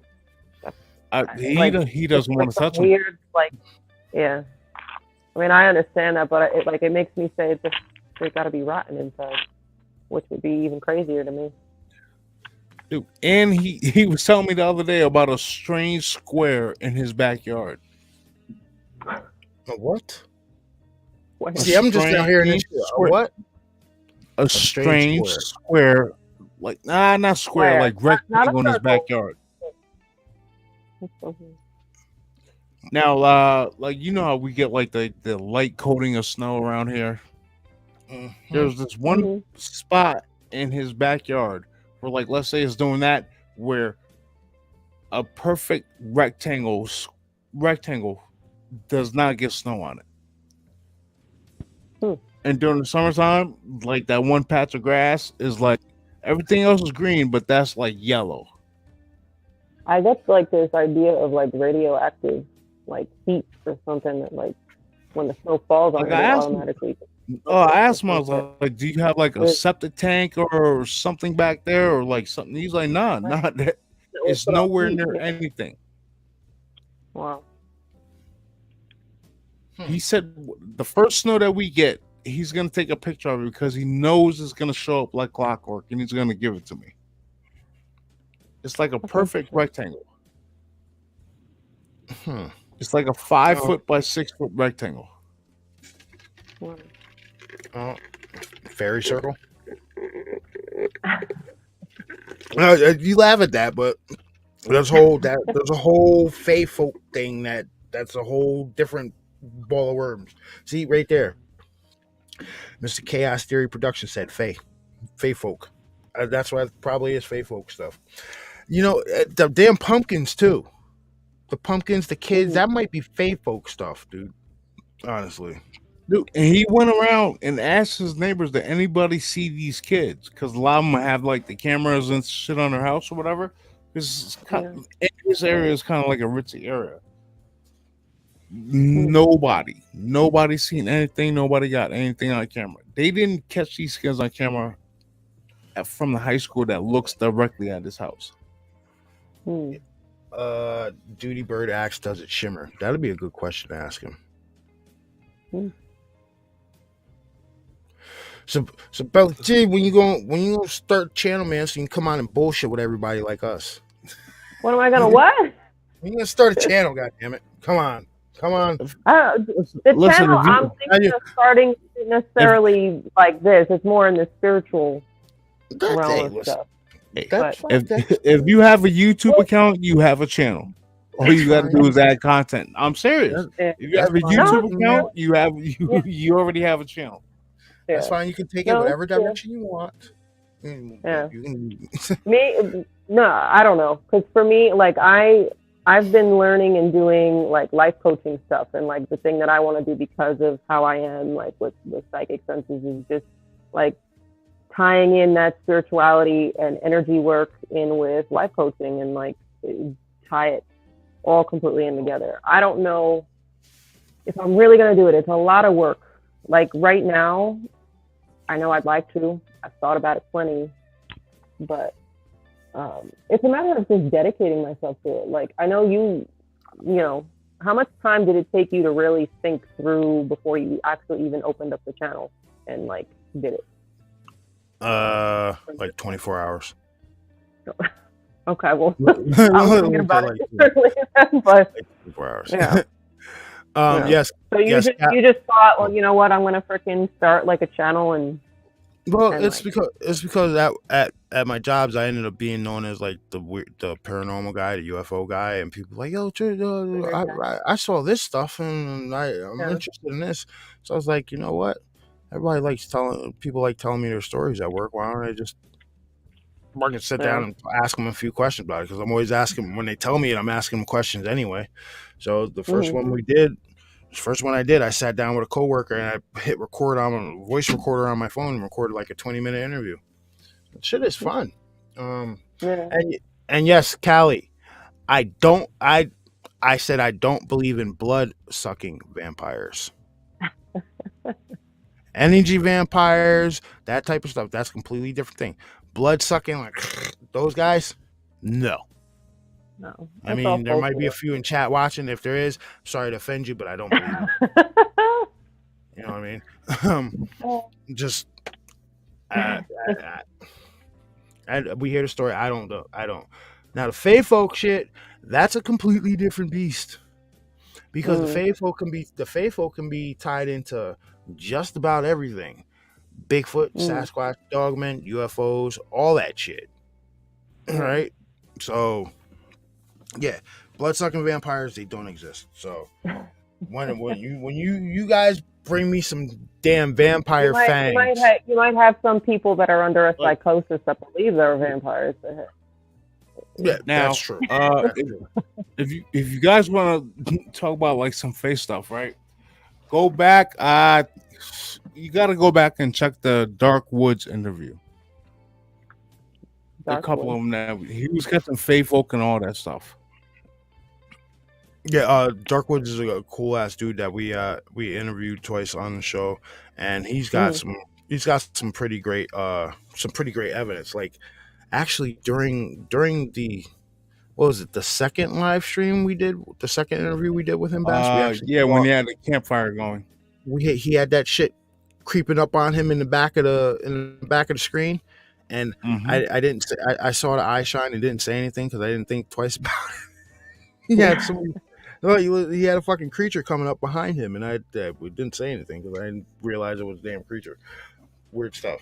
The stuff you see during a live stream, fun shit. I haven't seen him lately. Mr. Woods is around. He's around. Hey, Mike, sorry for the wait for a moment. And Owls. Yes, Owls. What the hell is going on with Hebrew? I need more work, especially buying a new truck. Yeah, Willie Cut. Congratulations on your new truck, homie. That shit's fly. I like it. You need to go mud bogging. Drive it up to New York. Come see us. There you go. Yeah, I'll make some brisket chili. Yeah. Dude, while we're talking about cooking and all that, listen, when I was up here when I was up here looking for houses before I moved, that fucking Philly cheesesteak that you made, goddamn. Like, thinking about it the other day, I was like, I need to fucking get a goddamn Philly cheesesteak for Mike. You guys may call me blasphemous for this, but the other day I made peach cobbler in the air fryer. Peach cobbler in the air fryer. Wow. I love my air fryer, but peach cobbler, that sounds interesting. Have you tried making mac and cheese in your air fryer yet? I have not. I'll tell my daughter to do it.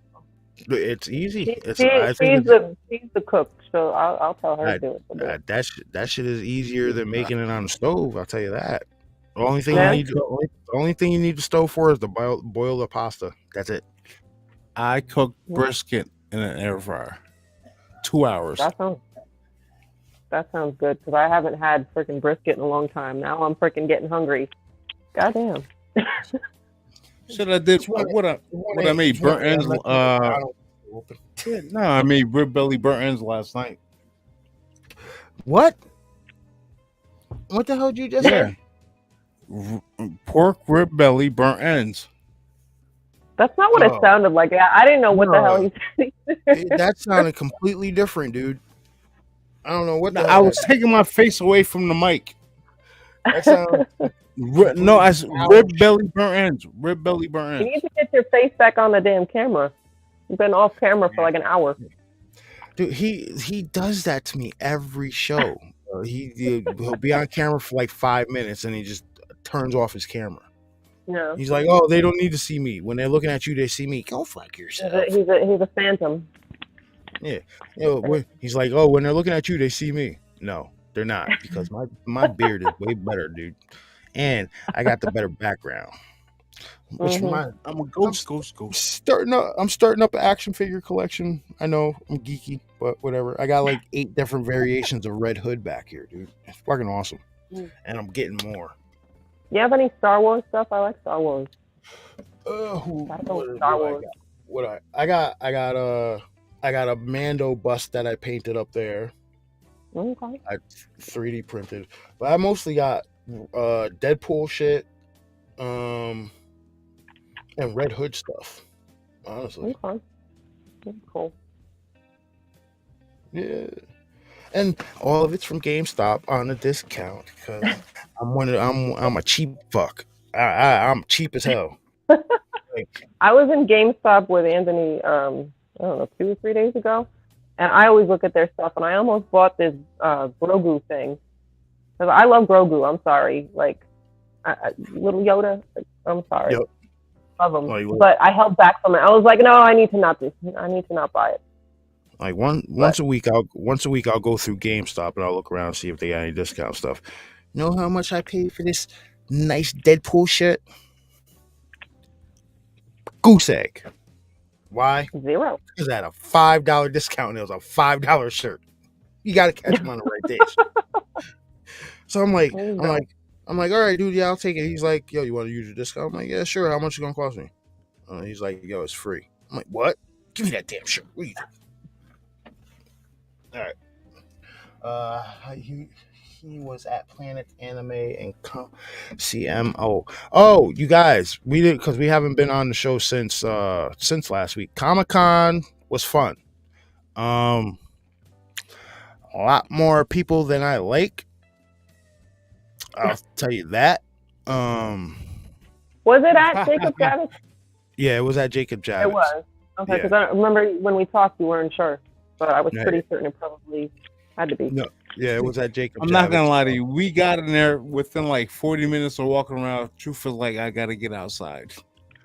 Within like 20 minutes of walking around, I was like, I got to get I need a minute. I got to get the fuck out of here, and I had to go outside. There's too many in the way people. Like at one point, me and Bass were walking, right? Me and him was walking, and this chick is walking dead towards me, looking me in my face, and then turns her head for a half a degree, right? And I go to take a step. She manages to take a step on my lifting damn foot, and I almost fall into like some dude wearing a goblin mask. I'm like, what the fuck is going on, man? Like, and then Bass gets a little upset because he's walking and some girl tooted in front of him, and it smelled like sewage. He's fucking hot. Dirty heifer boy. Oh, he was mad. My God. I think that's what ruined his day. He was mad. But other than that, the shit was fun. Like yeah, some of the costumes were really cool. I would definitely go back. For all you 90s people, Blank Man was there. People were dressed up like Blank Man. There was a dude dressed up like Johnny Bravo. He was probably my favorite because I was walking behind him and all you could hear was him doing that Johnny Bravo shit like huh, huh, huh. And I was like, yo, hey, bro. Yeah. I was like, yo, I forgot about that. He was doing. I was like, yo, hey, Bravo. He did that pose like huh. And I was like, yo, let me get your picture. Fucking, I love it. He killed it. He was the best one there. But yeah, I would say if you guys have an opportunity to buy a ticket to a New York Comic-Con or a San Diego Comic-Con, Comic-Con in general, go. Be wary about the smells. Right? Someone listen. You're laughing. I'm being serious. Some of the people have been wearing them. Some of the people. I was gonna say some of the people in them suits that are probably sweating. And you got to think about it too. We were there on Sunday. It's been going since Thursday. So then people had the same outfit on all day for 4 straight days. Yeah. So I thought about them costumes. Smelling a little ripe. The food that was being cooked around the venue smelled amazing. Like they had bulgogi, kebabs, freaking brisket, all kinds of stuff. The only thing I smelled was the food being cooked, popcorn, and body odor. It's fucking true. It's so bad it's true. But it was like that. I love my experience, but it was that. Like I was walking around nauseous half the time. It was a generally fun experience, so I enjoyed it. I would definitely go back again next year. All right, so guys, the link that I just dropped in chat was my buddy's eBay store. So go over there, check them out. You might find something that you like. I promise. He did me a favor, and I'm going to repay the favors. So he looked out for me. I'm looking out for him. Everybody, go check out my boy Tom's Attic Finds. All right, fucking great, cool dude. When I say cool dude, I really mean cool dude. Like, he came over to a barbecue I had a couple years ago and was like drunk by like 5 o'clock. playing darts. I love this dude, Tom. Fucking great guy. And it started at 3. PT Tom, Pigeon Toe Tom. I got a nickname for everybody. But yeah, everybody, if you like eBay stuff, go over there. He does he goes on pics and stuff like that, and be finding some really cool vintage shit. Was he able to find any old cell phones? I haven't actually yet. But like, when I tell you he's able to find some vintage shit, he's able to find stuff like this. See that? Oh, when's the last time you saw Ecto 1, man? Never. But yeah, definitely. But I just made me think the one horror park has a Ghostbusters mobile in their thing. Pure Terror. Yeah, that's one thing that was at the Comic-Con. They have a group called the NYC Ghostbusters, and it's like, it's a huge group of these guys, and they all have like legitimate looking proton packs that like they make the noises or all that shit. It's cool as hell. Very cool stuff. Seen a lot of Ghostbusters. Didn't see any Deathstroke. Watch out. There was a whole lot of Spider-Man. I never really cared for Spider-Man, but I definitely got into Spider-Man more just because my daughter likes him. So, the last couple years I watched with her, but... well, I'll put it this way. There's a bunch of people wearing Spider-Man outfits that shouldn't have been wearing Spider-Man outfits. I'll leave it at that. I will leave it at that. I would have loved to have seen somebody dressed up as Mulder and Scully. That's one thing. That would have been cool. Oh yeah, for all you Call of Duty players, okay, I'm gonna put you on something. The new Call of Duty skin it's called the Investigator. The Paranormal Investigator. Legit, it looks like Fox Mulder. It looks like a Latin Fox Mulder with a cop mustache and a 5 o'clock shadow. Go check that shit out. I called Bass when I got home from work last night. I called Bass up and I started fucking rolling, dude. I was like, "Are you serious?" It's hilarious, funny shit. Go check. My son's playing Modern Warfare right now. I'm about to yell down to him. Playing Modern Warfare right now. He called me up. I'm like, "What?" So I had to restart my damn Modern Warfare because I needed a download. Once it gets done, I'm looking at it. I'm like, "All right, I like it, but I am not hopping on Call of Duty right now, dude." I was like, I sat there and laughed for like 10 fucking minutes. I'm like, "Are you serious? This is what they're giving us?" But yeah, will I buy NASCAR? And will he buy NASCAR in bulk? Yes, he will. Yes. Hit him up, shoot him an email. I don't have his email address, but you can probably reach to him or get a hold of him. If he has the eBay site, if he has the eBay site, his email is on the eBay site. It should be. Yeah. I'll be back in 2 seconds. I gotta get a drink, okay? Okay. Oh, now I'm just gonna sit here on the only camera. Nah, Mella. If you can next year, video. If you can next year, take your kids to Comic-Con. Take my kids to Comic-Con? Yeah. I would. Any chance I can get to go into the city, hey. And where I live, the one thing that I love about where I live is 20 minutes from the train, and I could just take the train in. Oh yeah, they would absolutely love it.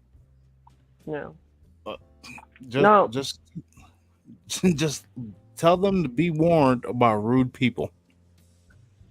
That's it. Yeah. Well, that's anywhere in the fucking city. That's anywhere you go in the city. So, hey. All right, we're good money.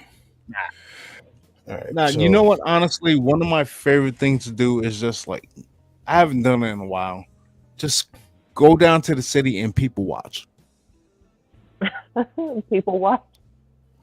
Yeah, you're laughing. I'm serious. Like you will absolutely see some characters. I did that with my kids. Actually, it's probably a year ago now. That's terrible. I need to go take my ass into the city before it gets too cold. But no, I took them in and we just sat in fucking Times Square watching people. We just sat there. Yeah. And it was pretty fucking comical. Yeah. Just people watch and yeah. You never know who the fuck is gonna You don't have to say anything to anybody. You just watch people going about their normal day. And that shit will have you in tears. The last time me and Bass were in the city together, we were down there with Dave, right? And we were walking down. We were in Manhattan, and we shit you not, Cole Hauser walked past us, and we were like, "Yo, that fucking Cole Hauser." He stopped and looked back at us real quick. But yeah, listen, Cole Hauser is not a small man. That dude is like he's stocky. He's a big dude. So what you guys see in Yellowstone, yeah, that's legit. like he's a stocky guy. But yeah, it's just a random Loki. Get out of here, man. Where the hell are you at?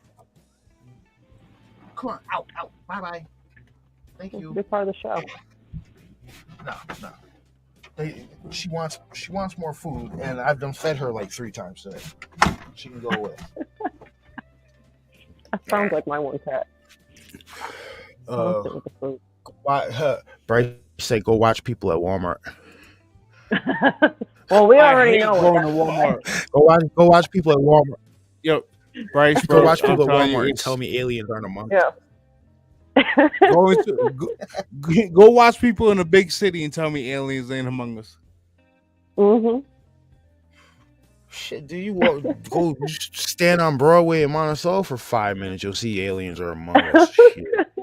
Nah, I don't know if you'll see aliens. You see a whole bunch of zombies walking around, but crazy. What the hell is a pickle park, guys? What are you talking about? What the hell is a pickle park? What? Shell and they're talking about a pickle park. What the hell is a pickle park? I don't know if I want the answer to that question. I was gonna say, do I want to know? Yeah, I don't. I might regret having asked that question.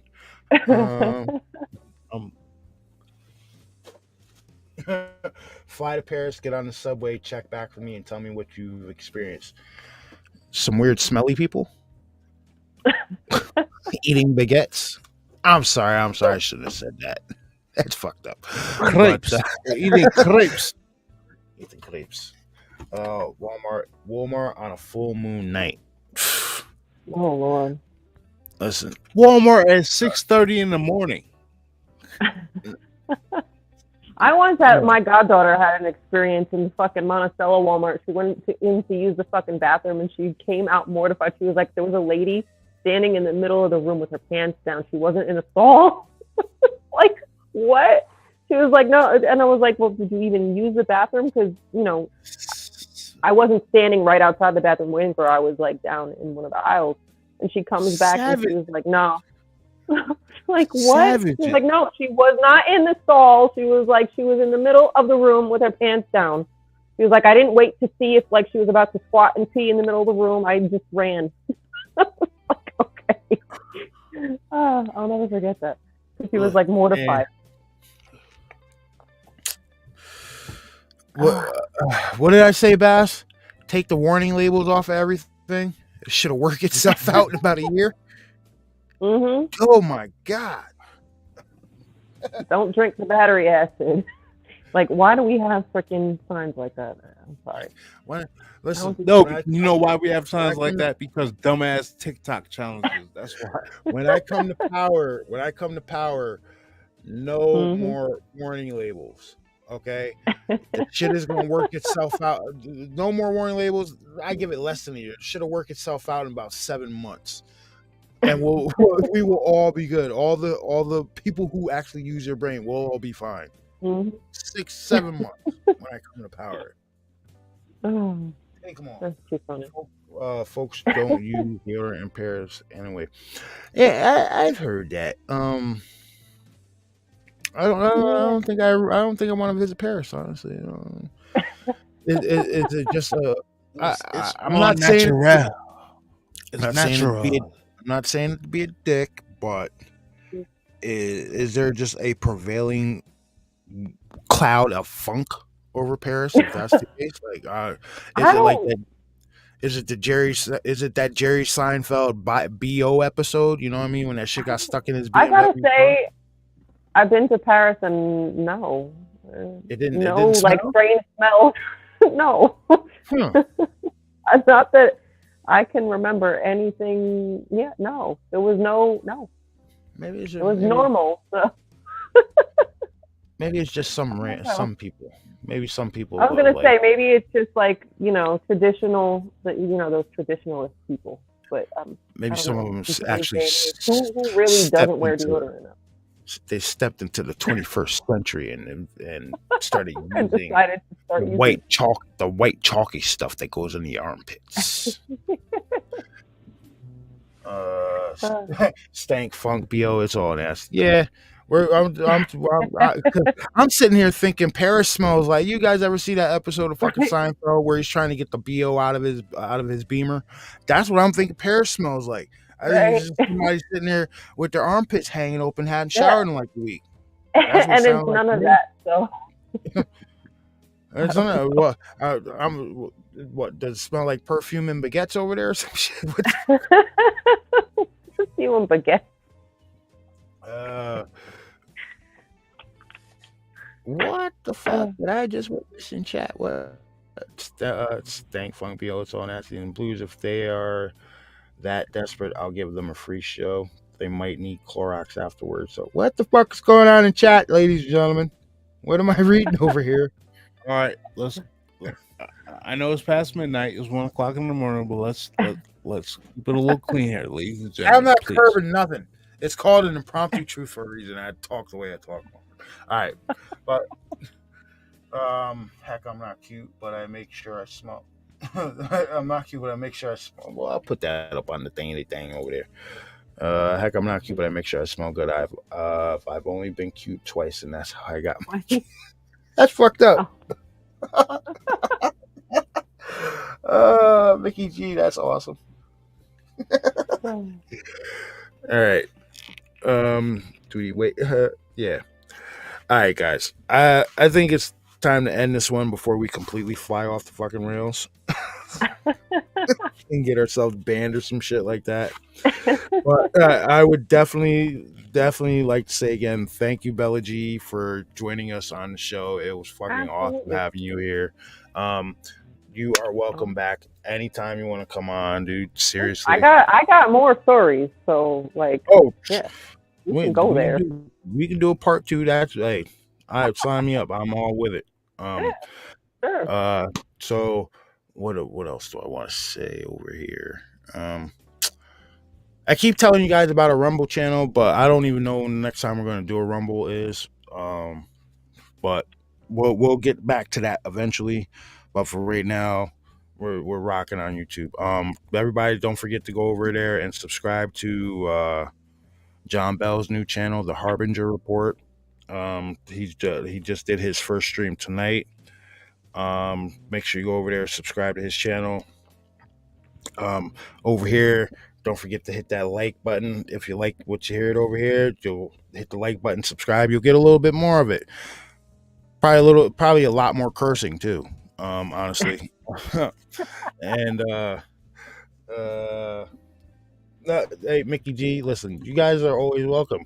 Listen, over here, I have an open door policy.